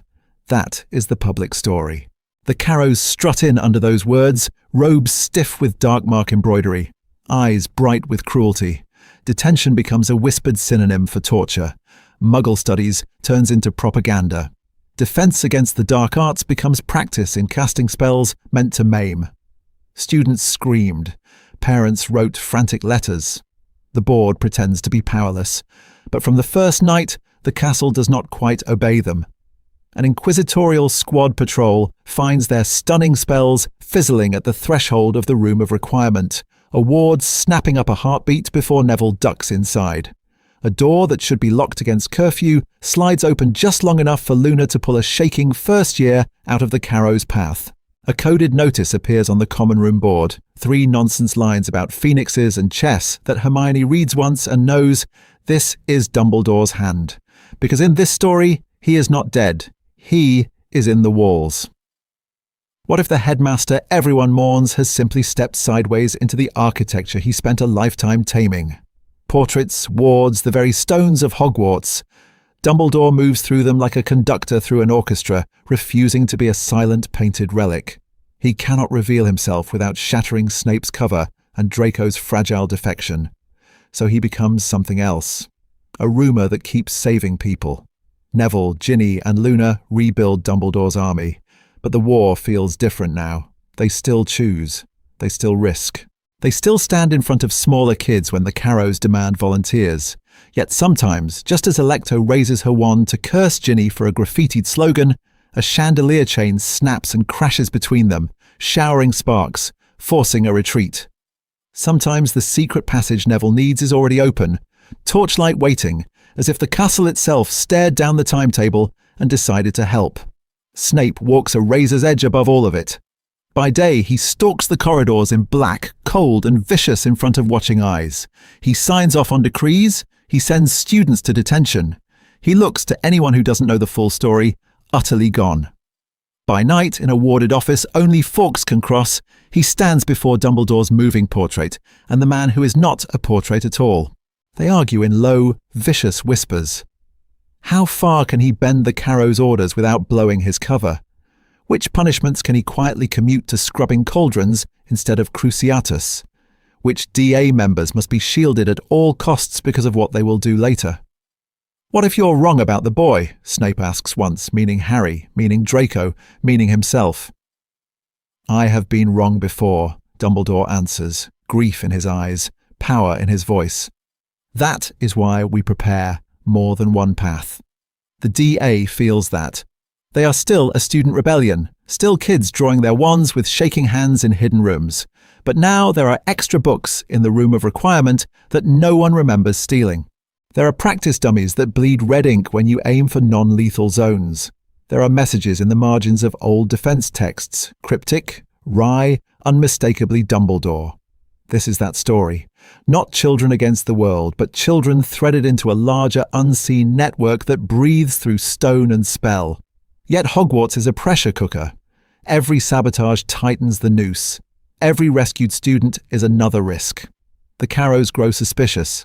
Voldemort's gaze turns more often toward the castle that keeps slipping from his grasp. Dumbledore can feel it in the wards. The moment approaching when shadows won't be enough. When the night everything changed in the Prophet will have to be rewritten in open fire. And when he steps back into the light, Voldemort will be waiting. The only question is, on whose terms? The Forest. Question. Must the boy who lived still die? The forest is waiting.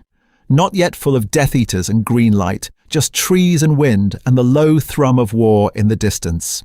Dumbledore stands at the edge of the Forbidden Forest one dusk, cloak pulled tight, and asks himself the question he has been circling for months. Must the boy still die? Because the core logic has not changed. Not in this story. Not even in this gentler what-if. Harry is still a Horcrux. A sliver of Voldemort's soul is still lodged, invisible and malignant, in the boy who lived under Sirius's roof and laughed at Remus's bad jokes. That fragment still ties Harry and Voldemort together in blood and prophecy. No clean spell can wish it away. No clever argument can unmake the night everything changed in Godric's Hollow.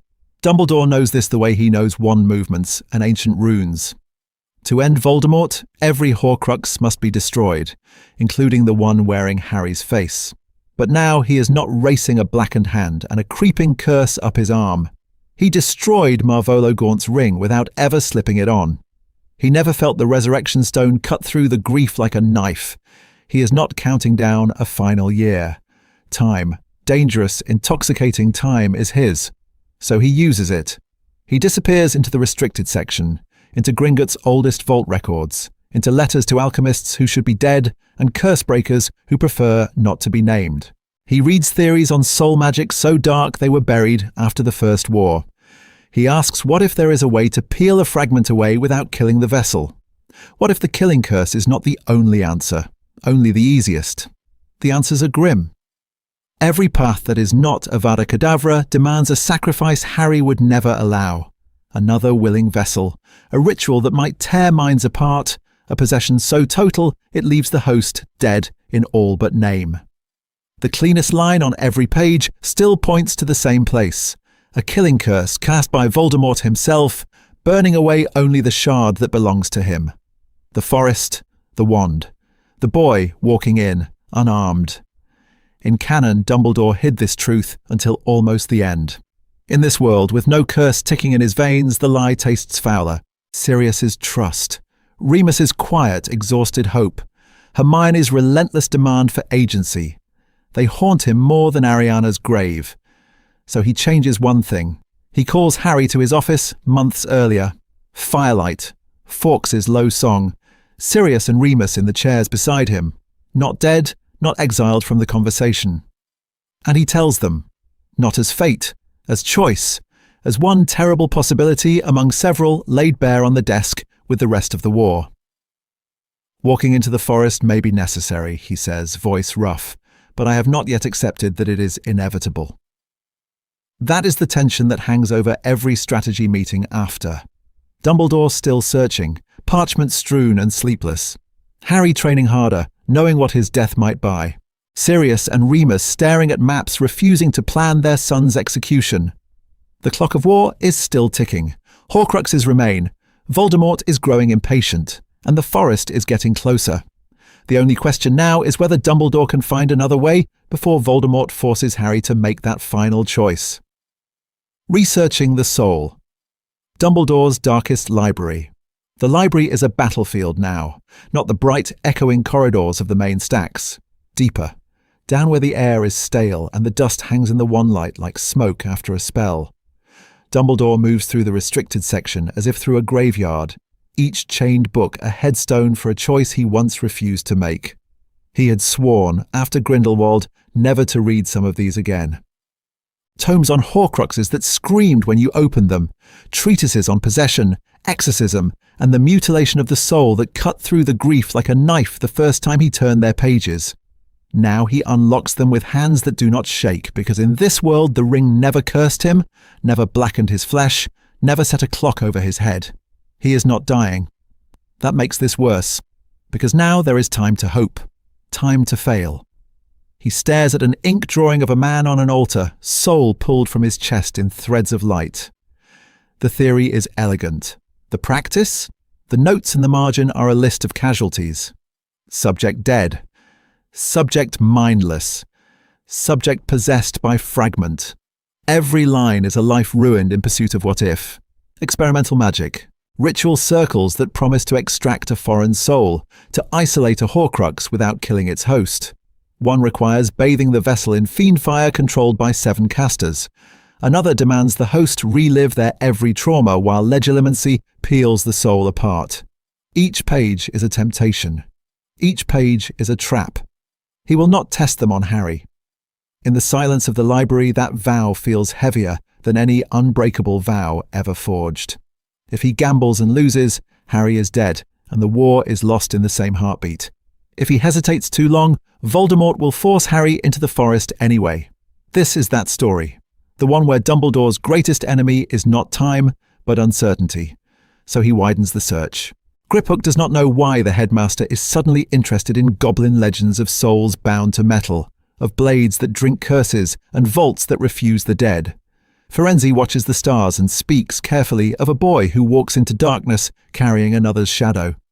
Dumbledore even opens a locked drawer in his own office and reads, for the first time in decades, Grindelwald's notes on death and the soul. Brilliant, horrifying, meticulous. He copies nothing. He memorizes everything. Every new path ends the same way. Risk, sacrifice, no guarantees. A possible ritual that might pull the fragment from Harry and anchor it in a vessel. A counter-curse that could unmake the Horcrux but might shred the host's mind. A prophecy fragment hinting that the child must pass through death, yet not be taken by it. He is trying to save a boy and a world at once.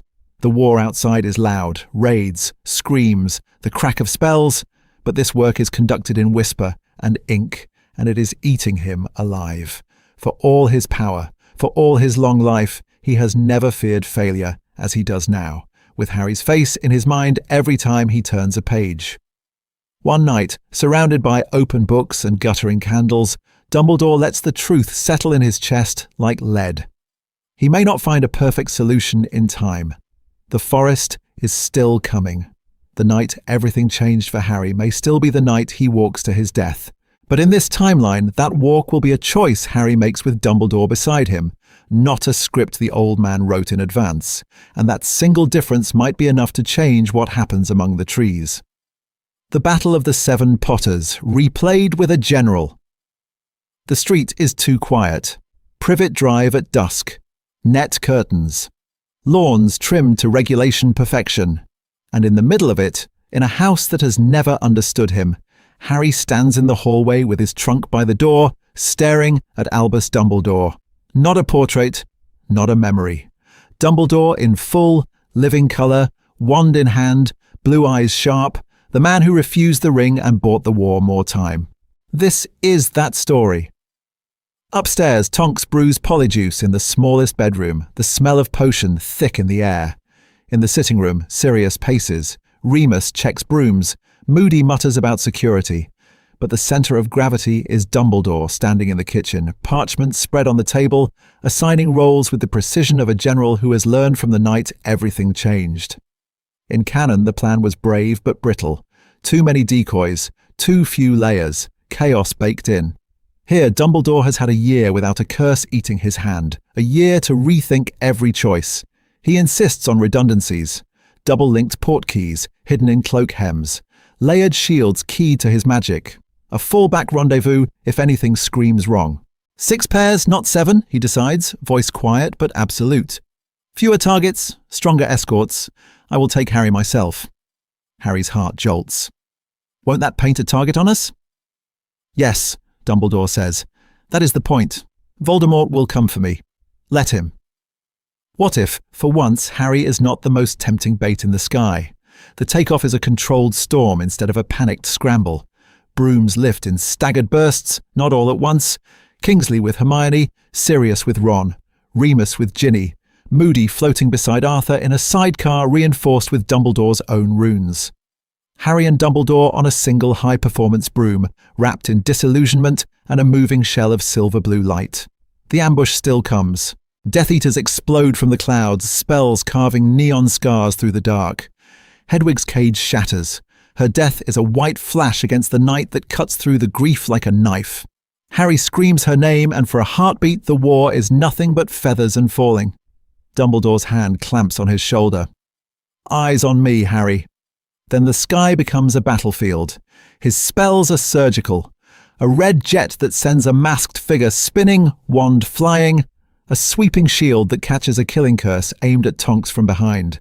A chain of silent, snapping hexes that disable broom after broom, turning the air around them into a no-fly zone for anyone branded with the dark mark. And then the temperature drops. Voldemort arrives not as a man but as a streak of venom green. A comet of intent. The air itself seems to recoil. Harry feels that familiar, nauseating pull in his scar, and beside him, Dumbledore straightens. Go, he murmurs. One twist of his wand and the broom jolts as a timed portkey in Harry's sleeve flares to life. The Order needs you alive, he needs me occupied. Harry has just enough time to stare to understand the choice being made before the hook yanks him out of the sky. Left behind in the roaring wind, Dumbledore meets Voldemort mid-air. Spells collide in blinding bursts. Fire whips into a dragon's spine. Water answers as a crushing wave, hanging impossibly above the motorway far below. For a moment, the war narrows to two silhouettes circling each other in the clouds, every impact lighting the underside of the storm. At the burrow, one by one, the others arrive, burned, shaken, but alive. George is bleeding from the ear. The joke is gone from his eyes, but he is not dead. Moody is missing, or maybe not this time. The Count is still forming in the stunned silence. Harry lands hard in the yard, knees buckling, throat raw. Dumbledore! He doesn't have to finish. Seconds later, the old man apparates into the garden, robes scorched, hair singed, shields still humming faintly around him. He fled, Dumbledore says simply. He was not ready to face me while I still stand at full strength. The Order stares at him, at each other, at the sky he just drove Voldemort from. In canon, they lost their general before this battle ever began. Here, their greatest weapon has just proven himself in the open. And somewhere far away, Voldemort recalibrates his entire story around one terrifying fact.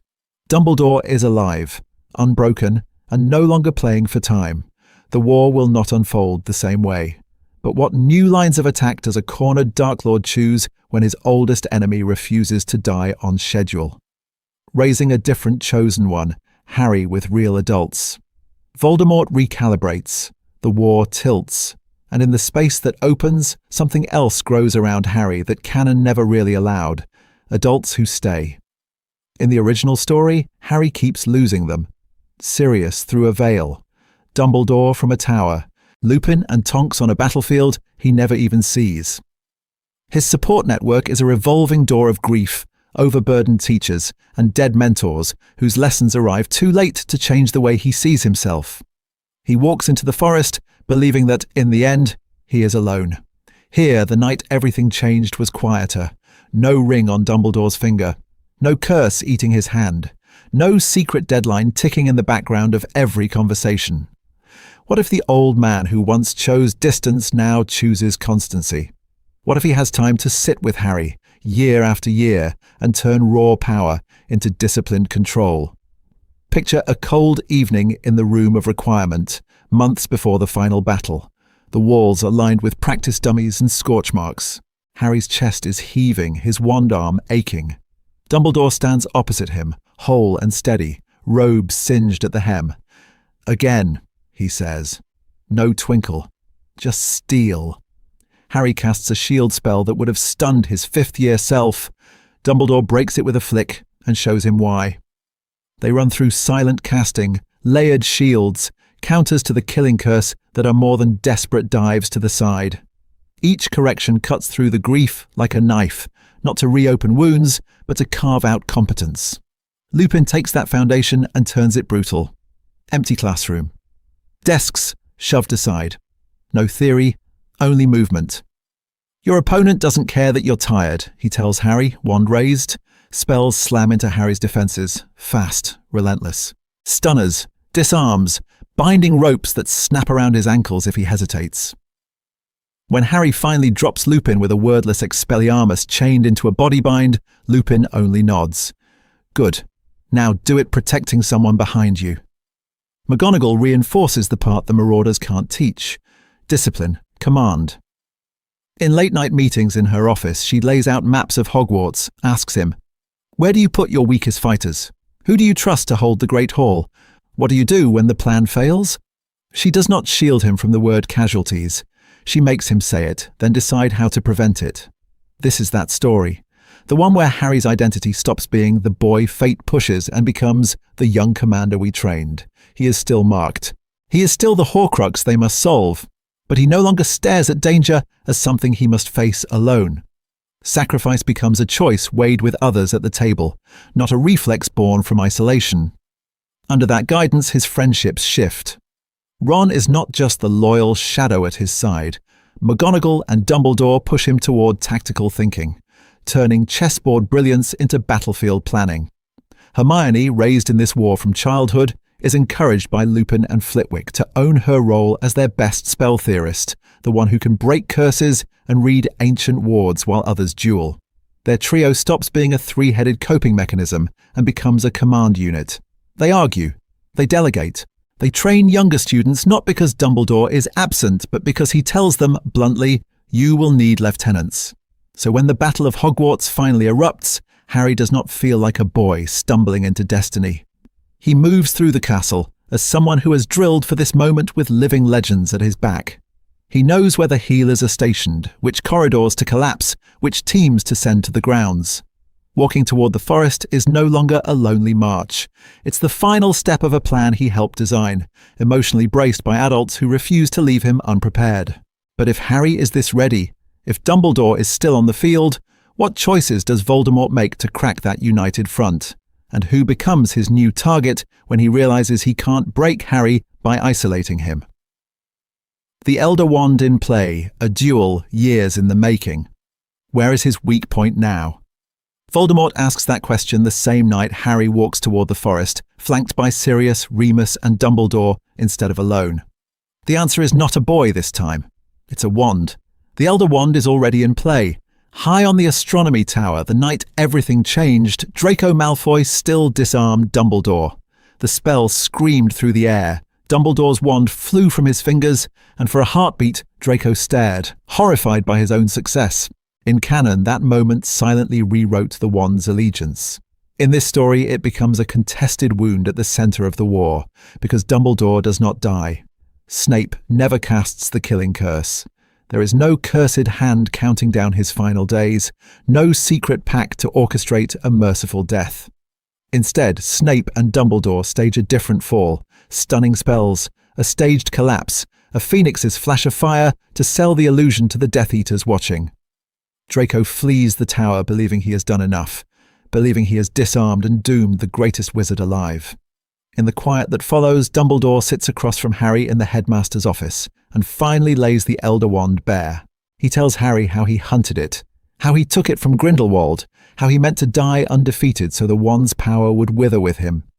He speaks of choice, of the Hallows poison, of how close he once came to letting the resurrection stone cut through the grief like a knife. What if, he admits, his one moment of weakness had never happened? In this timeline, it didn't, but the Elder Wand still found a way to complicate everything. Draco disarmed me, Dumbledore says, and the word hangs there. Disarmed. By the wand's own legend, that may be enough. So whose is it now? The old master who still breathes, the boy who struck him, or the Dark Lord who begins to hunt rumours of a death stick with growing obsession? Voldemort's path barely bends. He still robs what he believes is Dumbledore's tomb, still pries the wand from cold stone fingers in a storm of shattered marble and screaming magic.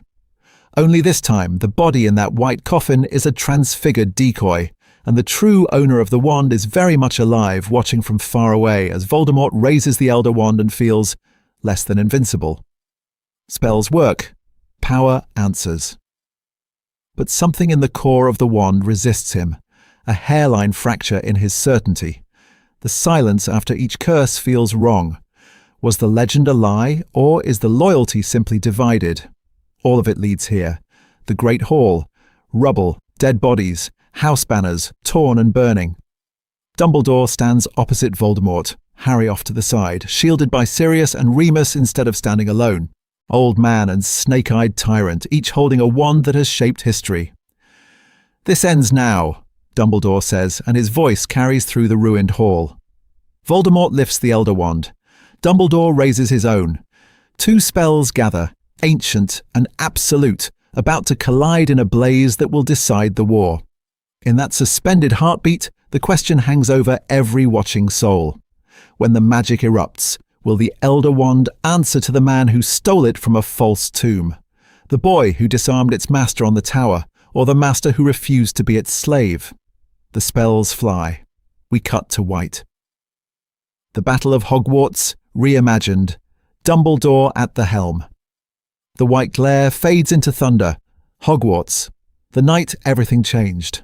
But not the way you remember. Voldemort's army masses in the darkness beyond the grounds, a crawling line of black robes and warped giants, the air thick with the promise of war. Inside, the Great Hall is crammed with bodies and fear. Students clutch wands with shaking hands. Teachers stand rigid. The silence before the first spell feels dead and heavy. Then the doors open. Albus Dumbledore walks in. No blackened hand. No staggering weakness. His robes are battle-scarred from months of Horcrux hunting, but his eyes are clear, fierce, utterly present. McGonagall's shoulders drop half an inch in relief.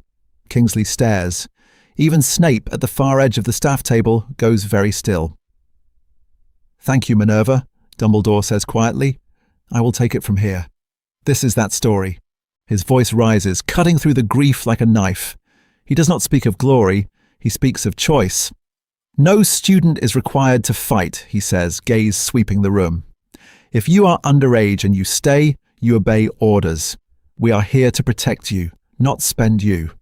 The words land on Harry's chest like armor, on Hermione's, like a command she has been waiting her whole life to follow.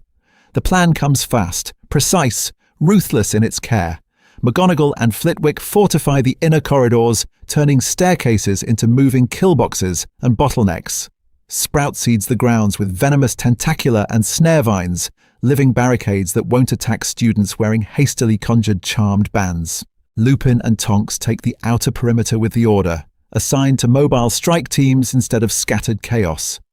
Fred and George are given a specific job: disruption, not heroics, portable swamps and shield burst fireworks rigged to Dumbledore's timings.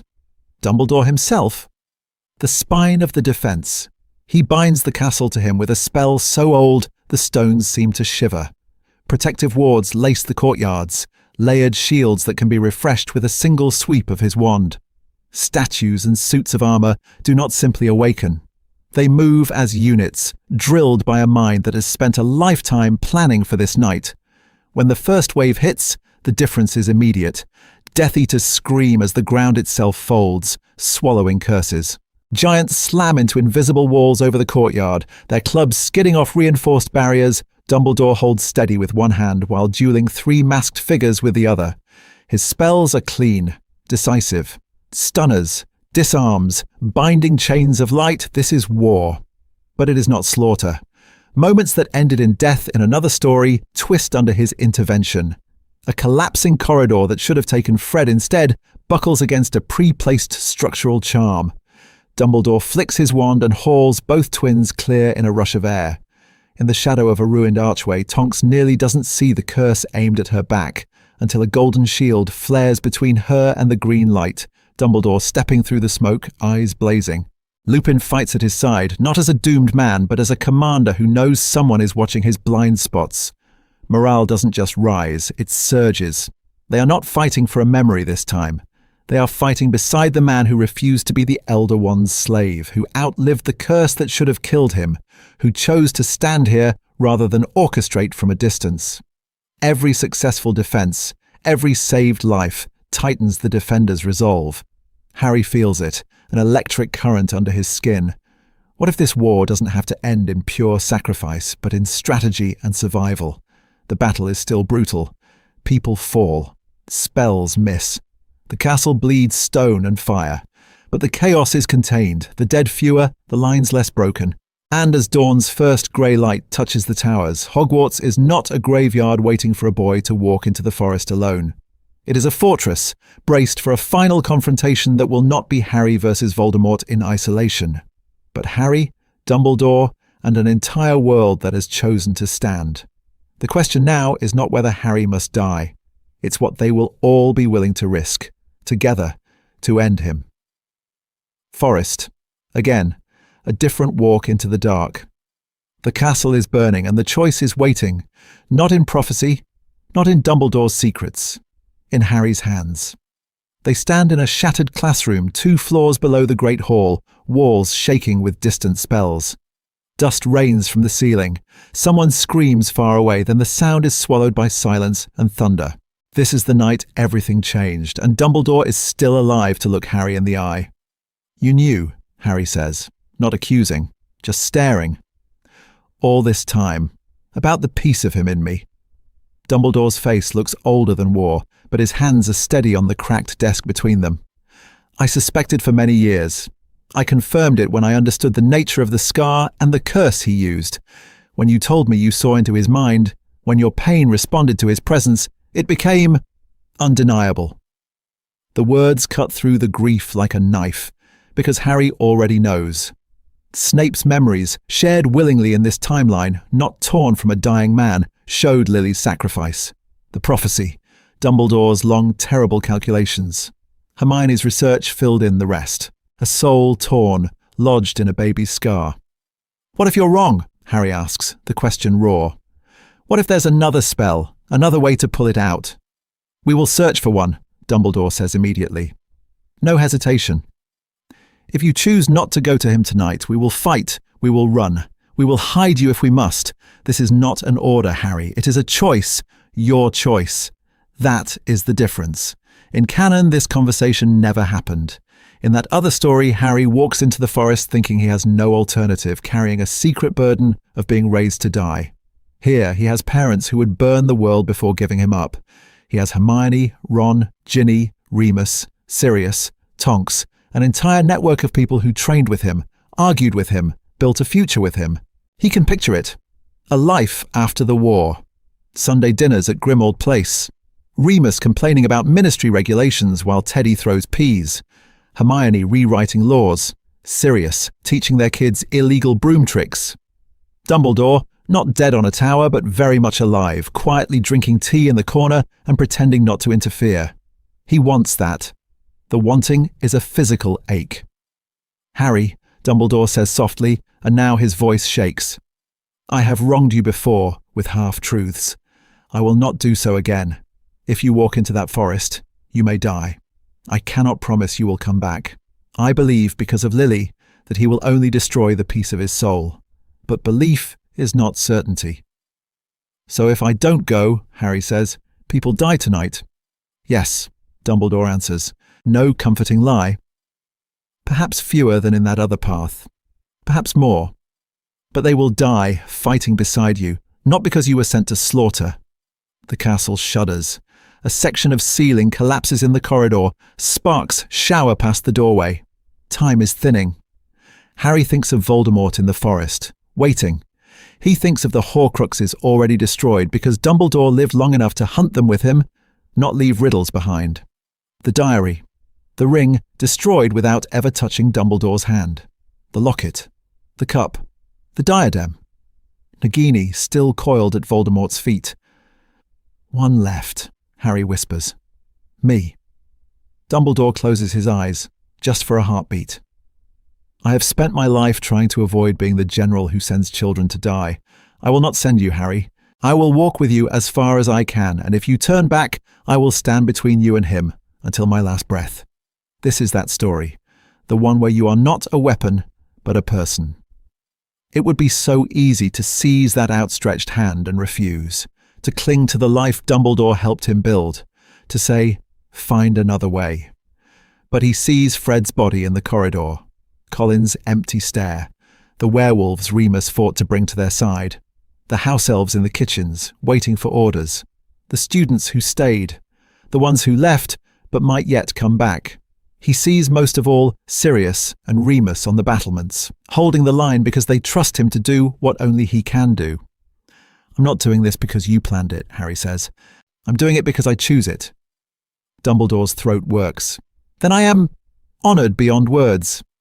They walk together through the ruined corridors, past fallen suits of armour, past portraits shouting warnings, past ghosts who pause to stare at Harry with something like recognition. Outside, the air is cold and wet with ash.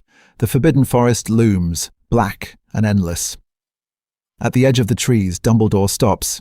He presses something small and heavy into Harry's palm. The cracked stone from the ring, now freed from its Horcrux, wrapped in a strip of white cloth. The resurrection stone. The thing that, in another life, almost destroyed him. I will not tempt you, Dumbledore says, but I will not hide this from you either. You deserve every truth. You may use it or you may drop it in the grass. Either way, the choice is yours. Harry looks down at it. What if he could see his parents? What if he could walk flanked by Sirius and Remus's shades, by everyone he has lost, an army of the dead walking him to his end? The thought is a comfort and a horror at once.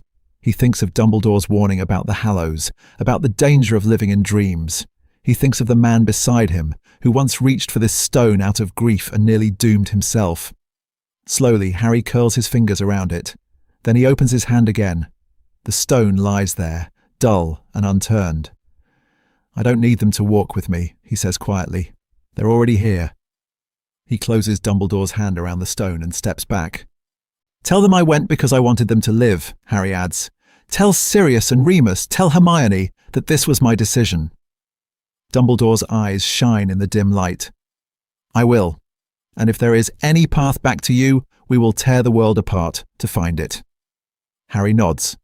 No hug, no last-minute plea, just a shared understanding that has taken 7 years and a lifetime to build.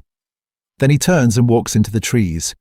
Behind him at the forest's edge, Albus Dumbledore stands alone, the resurrection stone cold in his fist, and forces himself, for the first time in his life, to let a student face the dark armed, not with his secrets, but with his own terrible freedom.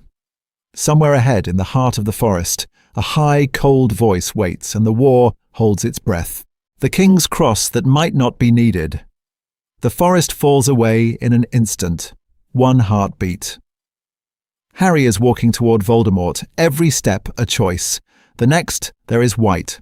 White ceiling, white floor, white light humming through the silence like a held breath. A place between the last spell and the next. King's Cross. In this world, the magic that brings him here hasn't changed. The rules are brutal, but simple. The piece of Voldemort's soul that lodged in Harry the night everything changed still has to die.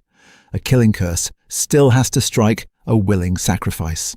The Horcrux still has to be ripped free. So when the green light hits him, it tears the parasite away and leaves Harry in this liminal station, not quite dead, not yet alive. But something else has changed. Dumbledore is not a memory trying to make amends from beyond the veil. He is not dead. He is not cursed. Somewhere far away in the real forest, an old man with a whole, unblackened hand has just watched his student fall and screamed his name into the dark. Here, though, he simply sits on a bench, hands folded over his wand, blue eyes clear. When Harry turns, Dumbledore is already watching him, not with guilt, but with a grief so honest it almost cuts through the grief like a knife. "Is this real?" Harry asks. His voice echoes, thin against the endless white. "Or just in my head?" "As I told you once before," Dumbledore says quietly, "of course it is happening inside your head. But why on earth should that mean it is not real?" Only this time there is no long confession about lies and half-truths. Because in this story, those conversations already happened. In grimy kitchens, in quiet classrooms, at the edge of battlefields where the war pressed close and they had no patience left for secrets. Dumbledore has already told him about Ariana, about Grindelwald, about the Hallows, and the temptation of the stone he never put on. So the talk is different. They walk along the empty platform. Harry can feel, with a clarity that hurts, the Hallows humming at the edges of his awareness, the cloak over his shoulders in the forest, the Elder Wand still loyal to Dumbledore's living hand, the stone dropped among the roots behind him. He understands them now. Tools, not prizes. Choices, not destiny. "What if I made the wrong call?" Harry asks. "What if walking in there was just throwing my life away?" Dumbledore doesn't flinch. "You chose to give Voldemort the one thing he cannot understand," he answers. "A life freely offered. That choice has power. It protects those you love. It opens a door he cannot close. There is no plea for forgiveness here, no old man begging a dead boy to absolve him. Instead, there is a general plotting the end of a war with the soldier he refused to sacrifice." "We don't need long," Dumbledore says. "You know about the Horcrux in his snake. You know about the wand he stole. You know that he has made himself more vulnerable than he realizes. So I can go back," Harry says. "Not a question, a confirmation." "If you choose to," Dumbledore replies, "you may rest, or you may return to a battlefield where I am still fighting, waiting for you to come back and finish what we began together. Side by side, Harry, not as pawn and player, as equals." For a moment, the station wavers. Harry hears distant shouting, spells cracking through the trees, the war screaming for an ending. He stares down the empty tracks. Then he turns away from the train and toward life. This is that story. Final duel.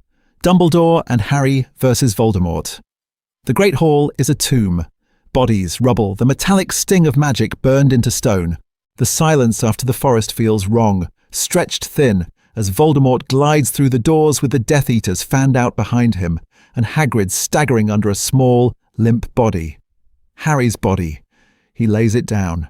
Faces crumple. Someone screams. The war seems, for one shuddering heartbeat, already lost. Voldemort lifts his arms, savouring it. Harry Potter is dead. The words cut through the grief like a knife. Wands shake. McGonagall's eyes burn. Neville's knuckles go white around the hilt of the sword he hasn't yet drawn. And then the pattern breaks. A slow clap echoes from the staff table. Albus Dumbledore stands there, whole, uncursed. Elder wand in his hand, half-moon glasses, flashing in the torchlight.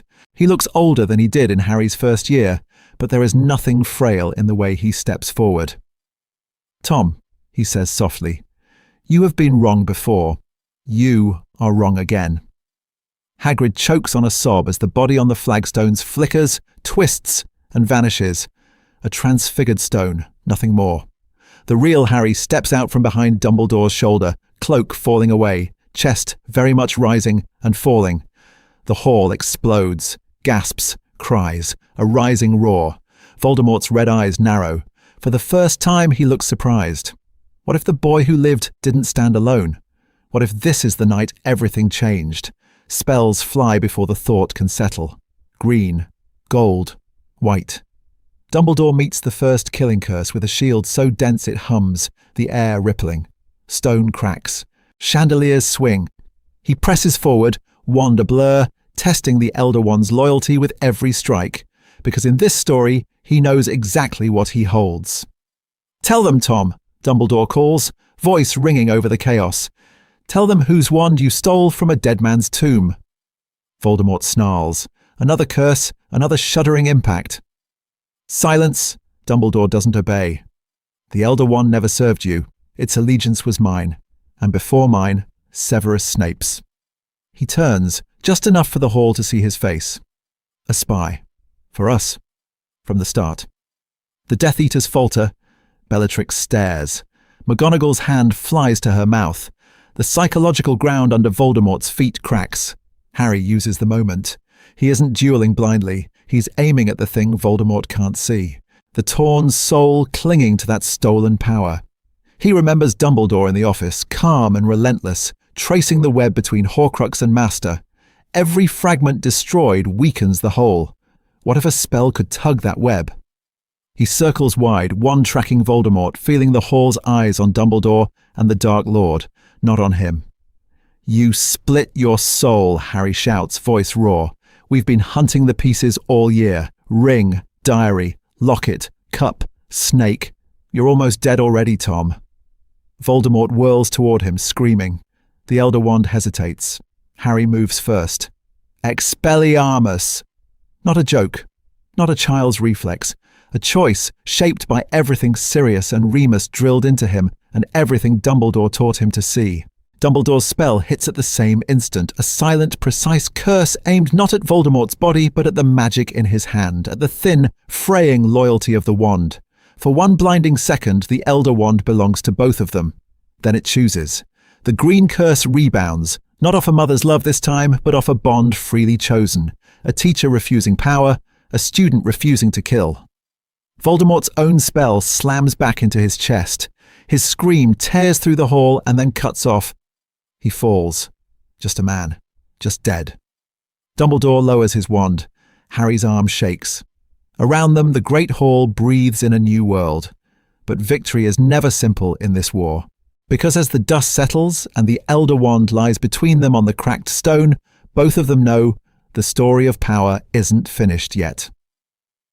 Aftermath. Who lives? Who dies? Who gets to grow old? The Great Hall is still ringing with the echo of Voldemort's fall when the counting begins. Not gold, not trophies, names. In canon, that list is a litany that cut through the grief like a knife. Fred, Remus, Tonks, Snape, Colin Creevey, dead on Coldstone. he never should have been old enough to die on.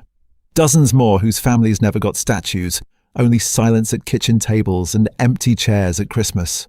But what if the headmaster at the center of this war never had a cursed hand ticking down his final year?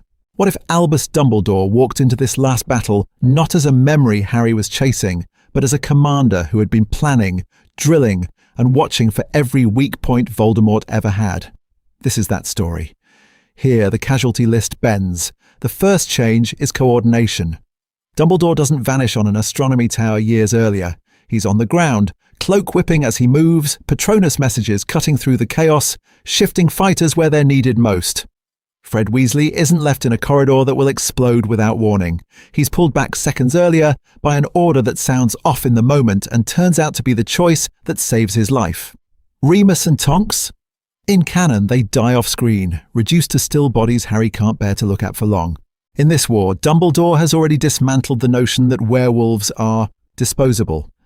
He stations Remus where his experience matters most, coordinating the transformed and the terrified, while Tonks runs rapid response shield teams, rotating out before exhaustion can kill her. They finish the night bloodied, shaking, alive. Later, Teddy will climb into both their laps to hear the story of the night everything changed. And Snape. In the original timeline, he dies on a boathouse floor, throat torn by Nagini, still trying to finish Dumbledore's plan. Here, the plan is different. There is no cursed deadline, no staged assassination to spare Draco, no unbreakable vow tightening like a noose. Dumbledore has time to anticipate Voldemort's paranoia. When the snake strikes, Snape is not trapped. He's shielded by layered wards and an old man who has been expecting this spell for years. He walks away with scars and a future he never thought he'd have to face. So, what does a world with more survivors actually feel like? For Harry, it means adulthood isn't a cliff he steps off alone. Sirius and Remus trade war stories over tea, not gravestones. Hermione argues policy with living mentors, not portraits. George doesn't have to relearn how to breathe in a world without Fred's laugh. The joke shop becomes a monument to survival instead of a shrine to what was lost. The wizarding world rebuilds with a larger generation of veterans who remember how close they came to being dead and refuse to waste the peace. There is still grief. Some names are still carved on the memorial wall. War never becomes bloodless. It only becomes less senseless. Years later, an old man walks the corridors of Hogwarts. Dumbledore's beard is whiter, his step slower, his hand unblackened. He pauses at a classroom door where Teddy Lupin is arguing with a Weasley cousin about werewolf rights, where a Creevy sibling is adjusting a camera, where a Malfoy heir is taking notes instead of sneering. He stares for a long moment, listening to the low roar of young voices, to a castle that has survived 2 wars and is still teaching children to hold wands without fear. For once, Albus Dumbledore helped build a better world, and did not have to die to see it. And the question that lingers in the quiet of his office, years after the last curse was cast, is simple and terrifying. Now that he has lived long enough, what choice will he make with the power of peace? Would Dumbledore be corrupted by time? Power in war is one thing. Power in peace is another monster entirely. Albus sits alone in that office, the portraits dozing, the castle humming with distant ordinary laughter. No cursed hand, no ticking clock, no secret agreement for Severus to cast the final spell. Just time. Too much time. And the question that has haunted him since Godric's Hollow. What if he lived long enough to become the very tyrant he once feared? He remembers the night everything changed for him, long before Voldemort. A summer with Grindelwald. Plans scribbled in urgent handwriting, for the greater good. Ariana dead on the floor, her blood a dark, accusing mirror. That grief cut through the grief like a knife, carving a single rule into his soul. Never again trust himself with unchecked power. He turned down Minister of Magic. He hid in the relative safety of a school. He pretended that was all he wanted. But now the war is over, and everyone keeps staring at him, as if he alone held back the darkness. Children are named after him. Laws are drafted because he nods. The Wizengamot falls into a thoughtful silence whenever he clears his throat. In another story, is this the first step toward a benevolent dictator in blue robes? Pattern interrupt. It does not start with dark marks or secret prisons. It starts with one reasonable decree, One emergency measure that never quite gets rolled back. One more year where the ministry asks, almost begs, "Headmaster, just stay in charge of the auras a little longer." This is that story's edge, the cliff he has always seen too clearly, and it is exactly why the ring matters. Because in this timeline, he found Marvolo Gaunt's ring, studied the resurrection stone set inside it, and did not put it on. He did not call to his dead mother, his dead father, his dead sister, the ghosts of a family he failed. He did not reach for them in a moment of weakness and feel the curse slam into his veins. That refusal is not accident. It is proof. Faced with the most intimate temptation of his life, he chose restraint. He destroys the Horcrux, locks the stone away, and walks out of that shack with both hands whole, and his priorities clear. If he can say no to Ariana's shadow, he can say no to the ministry's flattery. And the world around him is different now too. The ministry he helped rebuild is not a single man's stage. It is layered with independent oversight, reformed aura protocols, and a press corps that watched Fudge fall and will not be silent again.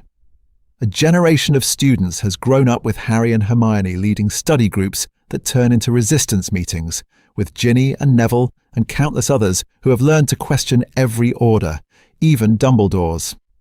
They remember Umbridge. They remember how easily a title can be weaponized. So when peace settles, Albus does something unthinkable to the boy who once planned world order with Grindelwald. He steps back. He refuses the minister's chair. He insists on term limits for his own role at Hogwarts. He hands real authority to people who disagree with him on the record. Is the danger gone? Never. Power never really sleeps. But the Dumbledore who did not wear the ring is also the Dumbledore who finally believes others deserve to share the burden. For the first time, his answer to "what if you stayed in control forever" is simple. No. And that single word reshapes what comes next. Snape, redeemed in life. Instead of memory, Snape does not die on a filthy shack floor. The snake strikes, the venom burns. But this is the war Dumbledore prepared for without a curse ticking in his veins. Fawkes is already in the air before Nagini's fangs withdraw. Blue flame, blinding light, and suddenly the shrieking shack is full of wings and phoenix song instead of the smell of blood. Snape is not left to bleed out alone. He is not reduced to a vial of memories clutched in shaking hands. Dumbledore apparates in, with a crack that cuts through the grief like a knife, spells snapping around them in a shimmering cage as Voldemort's attention is dragged back to the castle above. This is that story. After the final duel, when Voldemort lies dead in the Great Hall and the dust of his last spell is still drifting through the rafters, Hogwarts is a battlefield of bandages and broken wands. People screamed. People stared. Now there is only a raw, exhausted silence. The night everything changed, stretching on and on. And into that silence, Dumbledore brings Severus Snape. He walks slowly, supporting a man the school thinks is a traitor. Snape's throat is bandaged, his skin waxy, his black eyes glittering with morphine and fury. Whispers ripple through the hall.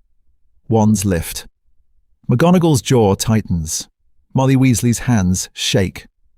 "Lower your wands," Dumbledore says, and the command in his voice is the old command, the one they trusted before the war broke them. You owe this man your lives. What if, instead of a pensive in a locked office, the truth is poured out in front of everyone? Dumbledore does not spare them. He speaks of a boy who heard part of a prophecy and ran to the Dark Lord. Of a man who came back, begging for Lily's life and then stayed when she died. Of years spent walking the edge of Voldemort's suspicion, feeding the Order pieces of information that saved dozens who will never know it. He speaks Lily's name and Harry watches Snape flinch as if struck. The hall shifts. Shock, revulsion, reluctant awe. Students who only knew him as the man who sneered and took points now hear the words double agent, unbreakable vow, the night on the Astronomy Tower when he refused to murder a headmaster who no longer needed to die. Harry stares at Snape and sees not the bully in the classroom, but the man in every memory. Young, desperate, ruined by one choice and spending the rest of his life trying to pay for it. It would be easier if Snape were dead, easier to forgive a ghost than a man who can still glare at you. Instead, Harry crosses the stone floor on aching legs.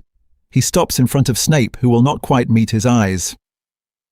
"Thank you," Harry says, the words scraping his throat. For my mum? For all of it." Snape's lip curls. "Habit. Armor." Then, for a second, it drops. "You have her eyes," he rasps, and this time it is not an accusation. It is a benediction and a goodbye. What future is left for a man who has only ever known dungeons and shadows? In this timeline, Dumbledore does not force him into one more role.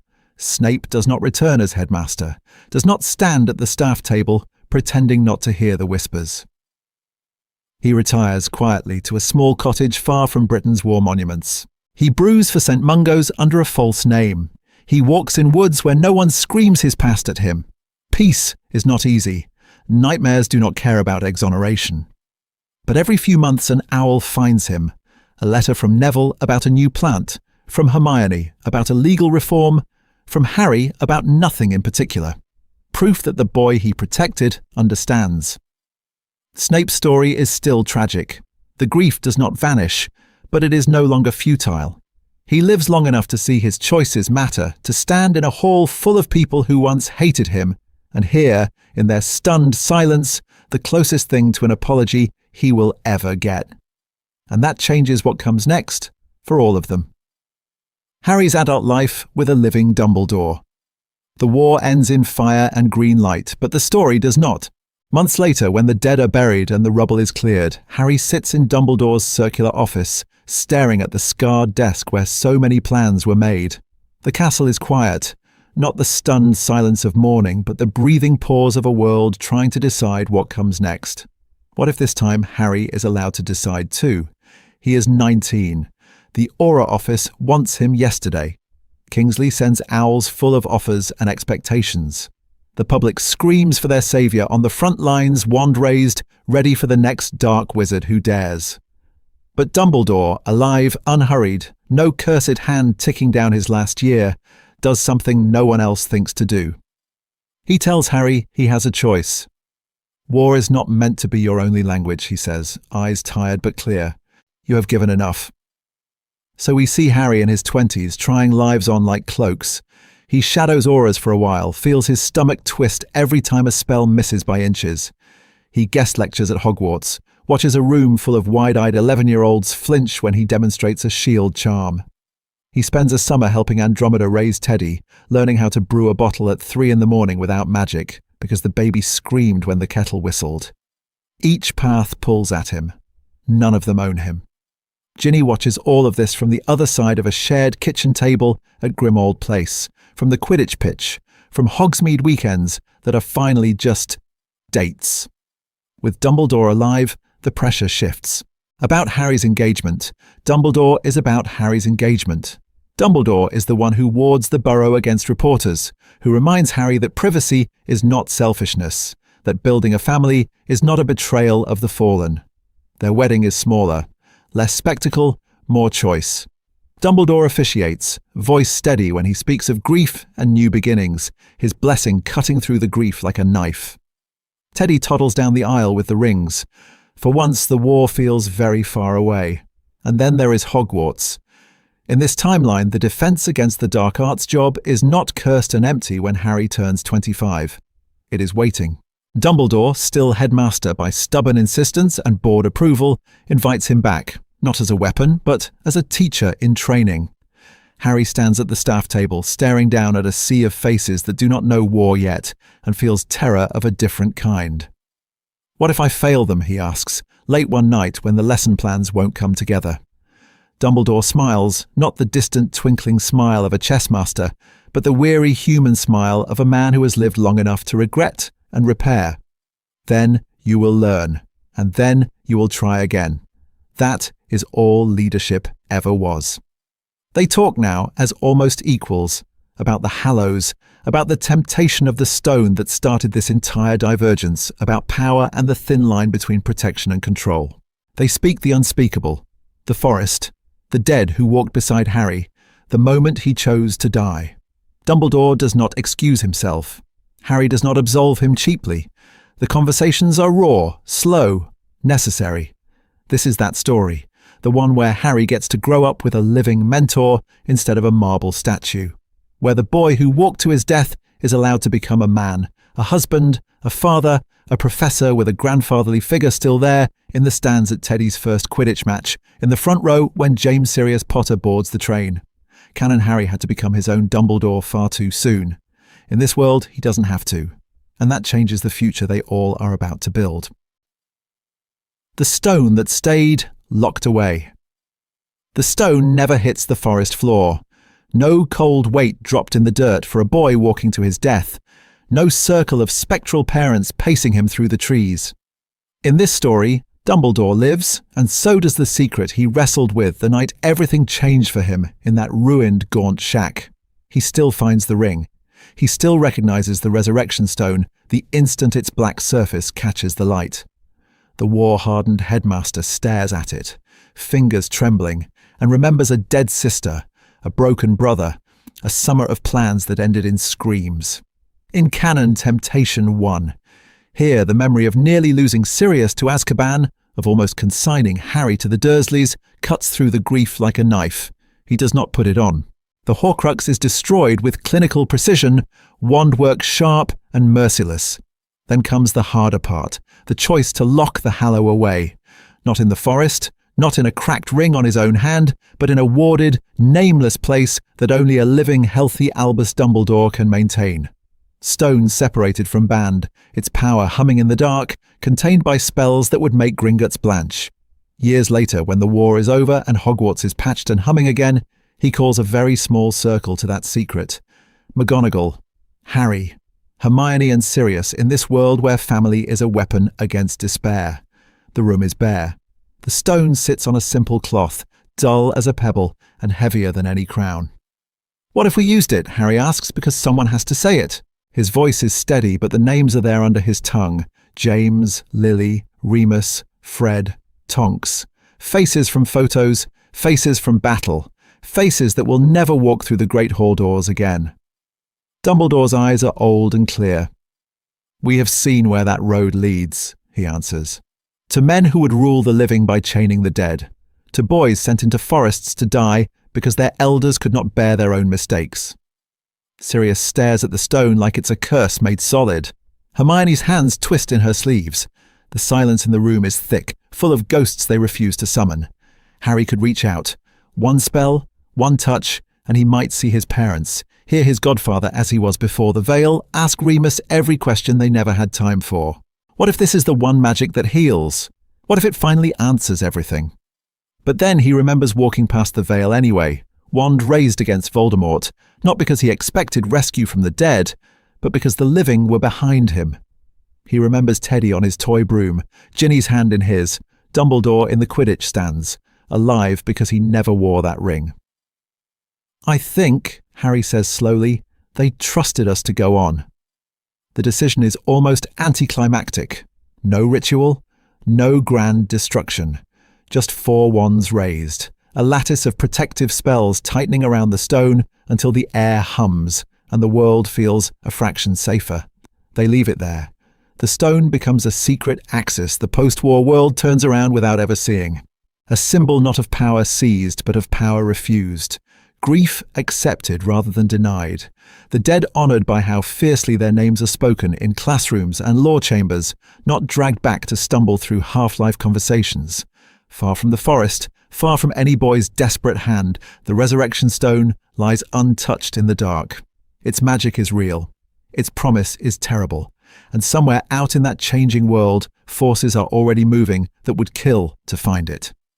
Comparing timelines, canon versus the ringless. A U-canon first, then the crack in the mirror. In the original story, the night everything changed on the Astronomy Tower is inevitable. From the moment Dumbledore slips Marvolo Gaunt's ring onto his finger, the curse starts ticking. His blackened hand is a countdown, and his death becomes a fixed point the war bends around. He trains Harry in a rush, hides truths in riddles, and arranges his own murder to save Draco and bind Snape. In the ringless war, there is no deadline. Dumbledore still finds the ring, still destroys the Horcrux, but he never wears it. No curse, no skeletal hand. When Draco opens the vanishing cabinet, the headmaster is not weakened and cornered on a tower. He is in motion, orchestrating a defense with adults at the center. Draco is disarmed, not weaponized. Snape's unbreakable vow never demands a killing blow. The war shifts one step to the side. Follow that divergence into the Horcrux hunt. Canon Harry is exiled to tents and forests, 3 teenagers alone with a locket that whispers and a ministry hunting them. Every step is improvisation and trauma, a mission built on half-truths and guesswork. In this story, what if the hunt is still lethal, but less abandoned? Dumbledore lives to lead a networked search, sending trained teams after known targets while Harry, Hermione and Ron join operations backed by the Order, by Sirius, by Remus. Fewer teen-only raids, more adults in the line of fire. The Ministry's fall shows the numbers. Canon gives us a swift coup, a propaganda machine, children on the run while parents are interrogated and dead. Here, with Dumbledore and a politically armed black household prepared for this exact spell of tyranny, the takeover is bloodier in the short term, but less total. Some departments resist, some laws are delayed, casualties shift from school corridors to open battles where veterans stand in front. And Hogwarts itself? In canon, the Battle of Hogwarts is a desperate last stand. Students and teachers screaming spells down staircases, children dying because there is no one else left to hold the line. In the ringless AU, the castle is still a battlefield. Bodies still fall, but the casualty list tilts older. More auras, more Order members. Fewer nameless 14-year-olds in the dead. The biggest fracture is the forest. Canon Harry walks alone into the trees, clutching the resurrection stone, meeting the shades of his parents, Remus, Sirius. That scene cut through the grief like a knife because it is built on secrecy, on Dumbledore's withheld explanations, on a boy convinced this is the only choice. Here, Dumbledore is alive to dismantle that lie. Harry may still face death. He may still step forward as a willing target. But he does it with a living mentor at his side, with the Hallows discussed in daylight, with the stone never pressed into his palm as a final, manipulative comfort. Does that make the war too easy? No. The dead are still dead. Spells still miss and hit the wrong chest. The difference is thematic. Inevitability gives way to collaboration. Sacrifice is argued over instead of silently assigned. The moral weight doesn't vanish, it redistributes. So which version of the story feels more satisfying to you? Not just as drama, but as a reflection on power, regret, and second chances. What we lose without the cursed hand. So which version of the story feels more satisfying to you? Not just as drama, but as a reflection on power, regret, and second chances. Now we have to ask what vanishes when Dumbledore never puts on that ring. When the curse never crawls up his arm. When his hand never turns black and dead-looking. A constant visual reminder that even the greatest wizard in the war made one catastrophic choice. In canon, that hand is a walking confession. Students stare at it across the Great Hall. Harry can't stop glancing at it during lessons. Every scene with Dumbledore in Half-Blood Prince carries that stark physical symbol. He is marked, he is mortal, he is running out of time. The withered fingers are his scar, his Horcrux wound, his proof that he too reached for forbidden magic and paid the price. Without it, the camera in your mind's eye shifts. No blackened hand resting on the rail of the Astronomy Tower. No charred fingers closing around Harry's arm in the cave. No silent visual countdown every time he raises his wand. The AU Dumbledore still has regrets, still has grief, but he doesn't wear his failure on his skin. The story loses that brutal honesty of seeing the cost etched into his body.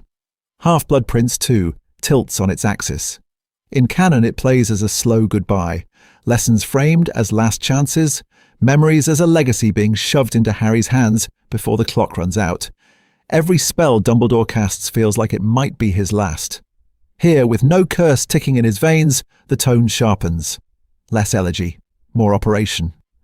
The same memories become briefing material, not a deathbed confession.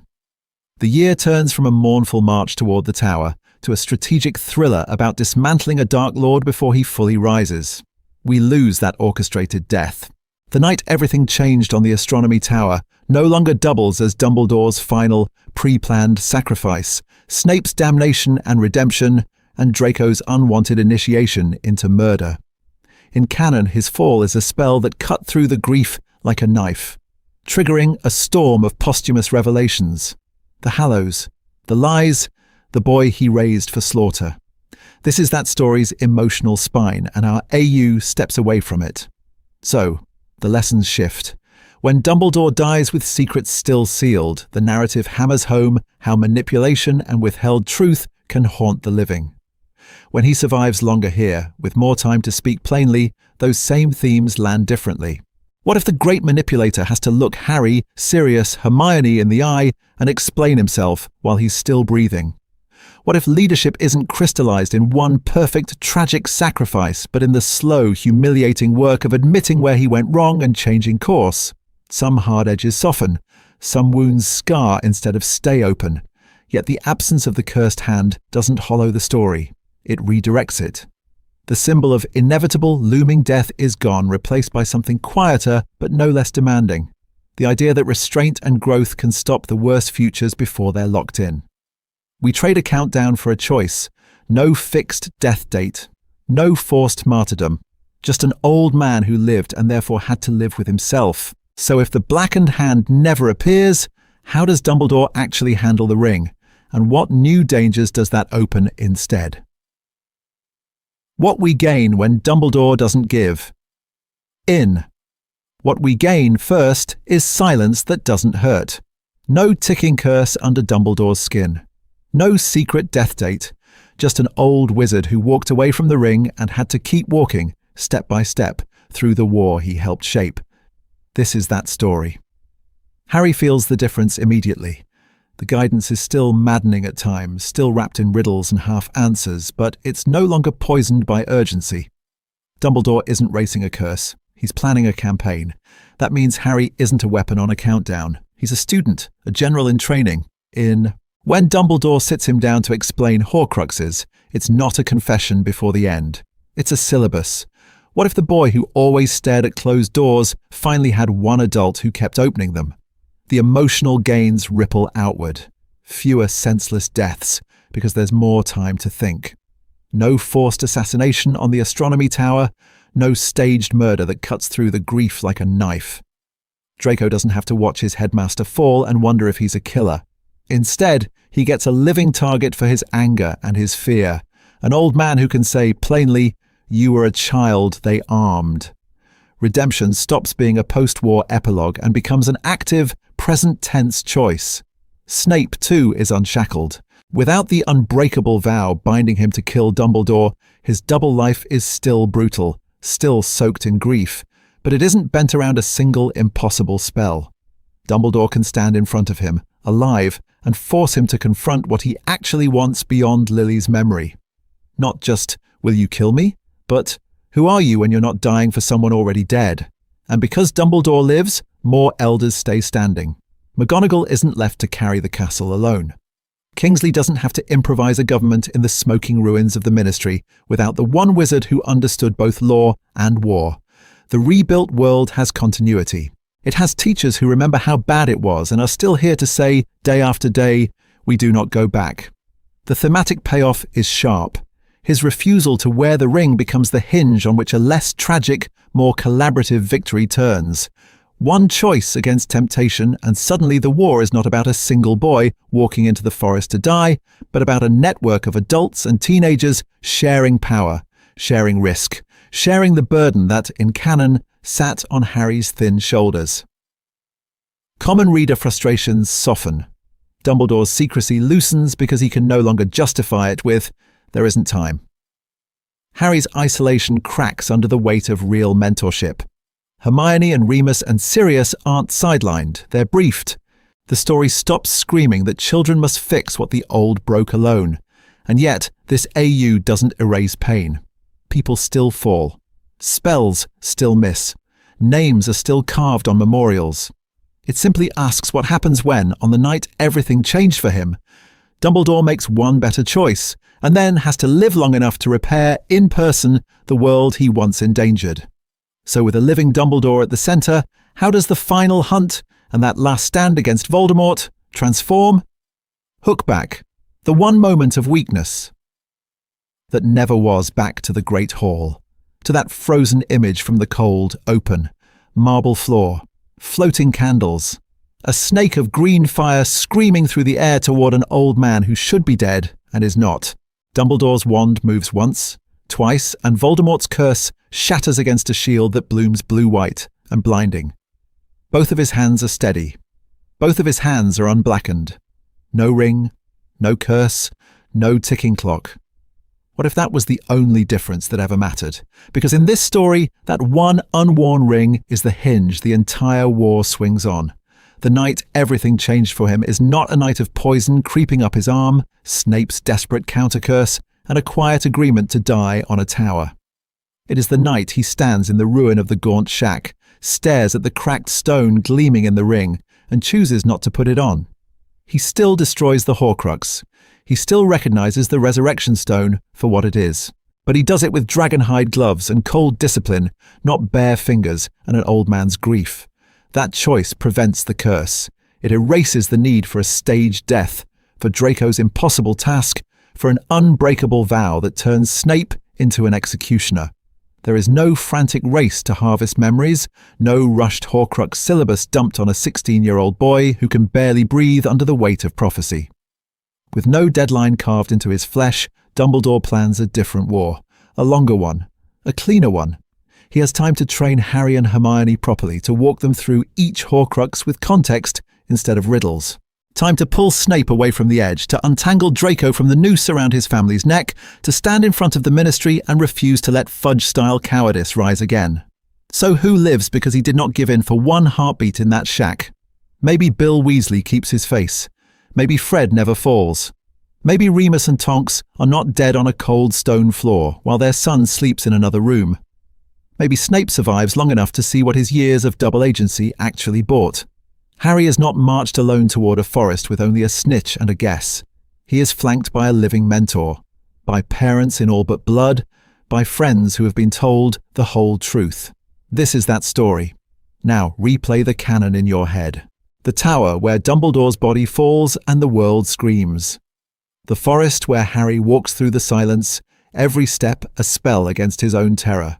King's Cross, where he meets a version of Dumbledore who is already dead and full of regret. In this AU, which of those scenes feel richer because they are shared, argued, survived together, and which feel less sharp because the solitary martyrdom has been replaced by something slower, more human, less cinematic, but more kind? What if you could do that to your own life? Take one moment of weakness, one almost unseen decision, and nudge it a breath to the left. Would you? If you didn't pick up the ring, whatever your ring is, what grief would never cut through the grief like a knife? What future would unfold? And who would still be standing beside you when your war finally ended? Hold that question, because in the final movement of this story, we watch those ripples hit their furthest shore. Pattern interrupt, 3 wild variants on the ring AU. But before we ride that wave all the way to shore, snap to a side angle for a moment. Same ring, same ruined shack. 3 different choices, 3 different wars. Variant 1, Dumbledore does the rational thing first. He destroys the Horcrux, wand steady, spells precise, the air screaming with backlash as Tom Riddle's fragment dies. The ring cracks. The curse never touches his veins. And then he makes the unforgivable mistake. He turns the ring. Just once. Ariana appears in the dust and candlelight. Not a ghost. Not quite alive. She stands where no one has stood for decades, eyes wide, hair falling into her face exactly as it did the night everything changed. She whispers his name. He breaks. The silence after his sobs is worse than any curse. He understands in that instant that this is a lie, that no spell can give back the dead. But the glimpse has cut through the grief like a knife. From that day he lives, yes, but something in him is hollowed out. He is gentler with Harry, slower to send children into danger, less willing to gamble lives. The Order feels it. The war drags. A living Dumbledore becomes paradoxically a less effective general, haunted by the one vision he can never unsee. Variant 2. He never turns the ring at all. He will not trust himself. What if the choice is not whether to use the stone, but who must carry it? In this branch, he seals the cracked band in a warded box and presses it into another hand. Snape's perhaps in a dim office that still smells of potions and resentment. Or Harry's, years earlier than canon, in a quiet moment in Grimmauld Place with Sirius and Remus only a room away. Now the axis of temptation shifts. Snape, who has lost Lily and lives half dead already, stares at the box on his desk through sleepless nights. Harry, who has learned too young what war takes, feels its weight in his pocket every time he walks past a photograph of his parents. Dumbledore's moral test doesn't vanish, he exports it. This is that story where the question becomes, whose restraint saves everyone else, and whose failure would doom them all? Variant 3 is the darkest. Voldemort understands the Hallows before the ring is ever destroyed. He realizes the stone in his Horcrux is more than a container. He experiments. In a forest clearing lit by green fire, shades of the people he murdered begin to gather. Not the comforting figures Harry will one day see, but twisted echoes, dragged back by a man who wants witnesses, not forgiveness. He calls his victims. He calls his followers. He learns which dead will answer, and what they will say when they are forced to stare at him again. The war becomes a theatre of the resurrected. Imagine Death Eaters fighting beside the flickering images of those they betrayed. Imagine the Ministry confronted in public by the dead they failed. What if every battle carries a second army of accusing eyes? All of this from the same shack, the same ring, one different spell or one different hand. But the path we've followed in this main AU is narrower, quieter, and in its own way, braver. Dumbledore neither clings to Ariana nor offloads his burden. He refuses the stone, refuses the curse, and keeps his head clear long enough to guide Harry, Hermione, Sirius, and Remus through a longer, stranger endgame. The version we stay with is a story about power, yes, and strategy, and a war fought smarter.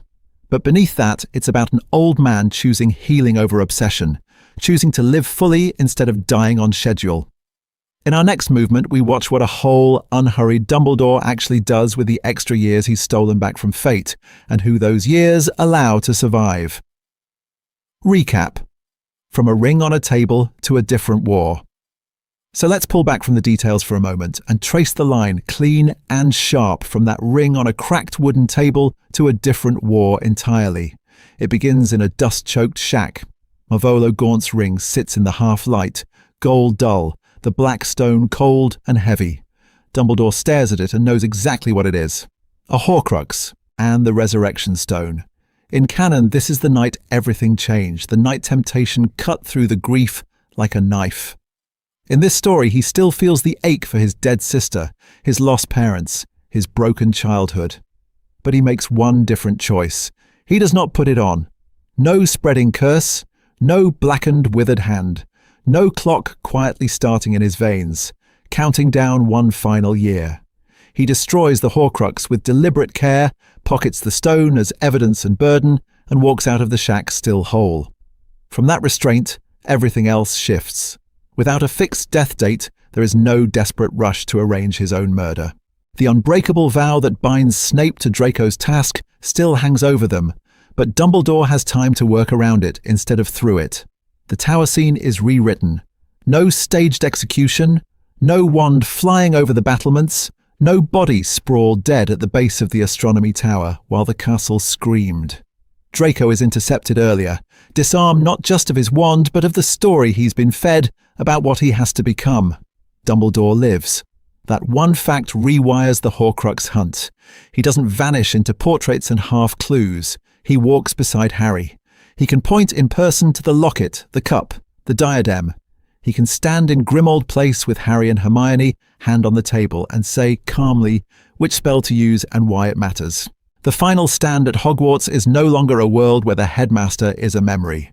It is a joint command. McGonagall on the walls, Dumbledore at the heart of the castle, Harry moving through the chaos with more truth than he ever had in canon. That changes people. Harry is still marked, still afraid, still angry, but he is not alone in the same hollow way. He is more informed, less manipulated, allowed to rage at Dumbledore and actually get answers. Snape, no longer the man who killed the only wizard Voldemort ever feared, is redeemed in life, not in a pensive after his death. Draco is pulled off the ledge before he steps over it. And Voldemort, in the end, has to face a Dumbledore who never stepped aside, who never surrendered the field to prophecy and a boy's sacrifice. Underneath the tactics, this is that story about restraint, about second chances, about what if one better choice ripples outward and drags countless people back from the edge of the grave. So as we head into the close, hold both timelines in your mind. The Cannon Tower and this tower, the Cannon Forest and this final battle. Which version of Dumbledore feels truer to you? Which version of Harry? And what does that say about the kind of ending this war deserved? CTA. Would you keep the cursed hand? So now it's your turn to stand at that crossroads with him. 2 towers, 2 forests, 2 wars. If you had to choose, would you keep the original timeline, the cursed hand, the fixed death date, the Astronomy Tower where Snape's spell cut through the grief like a knife, and Harry's walk into the trees knowing he is going to die? Or would you switch to this what if, where Dumbledore never wears Marvolo Gaunt's ring at all? Sit with it for a second. In canon, he is the tragic mastermind, already dead the moment he slides that ring onto his finger, already counting down to the night everything changed on that tower. In this story, he is something else. A flawed man who finally resists the resurrection stone, who refuses to call his dead, who stays in the war long enough to stand shoulder to shoulder with Harry instead of above him. So tell me in the comments which Dumbledore feels truer to you, the one who orchestrates his own death and turns his cursed hand into a weaponized mercy killing, or the one who admits his weakness early, destroys the Horcrux cleanly, and chooses to live with the weight of his past instead of escaping into the silence of the grave. Which version would you trust with your fate? And then zoom out. In this AU, whose altered path hit you hardest?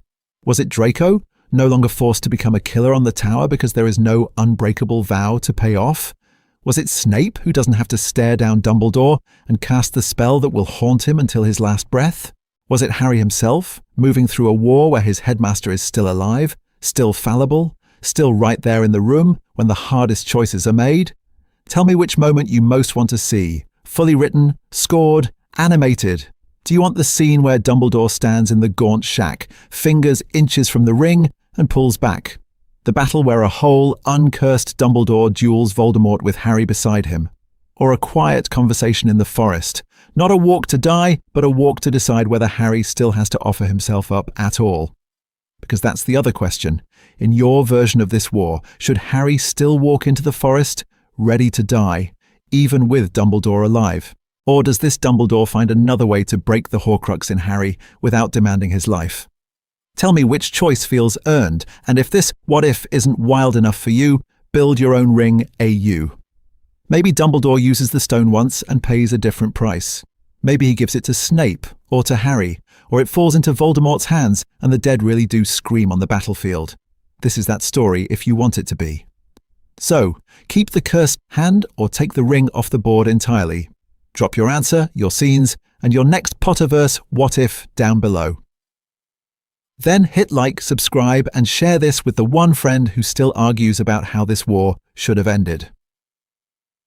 Teaser.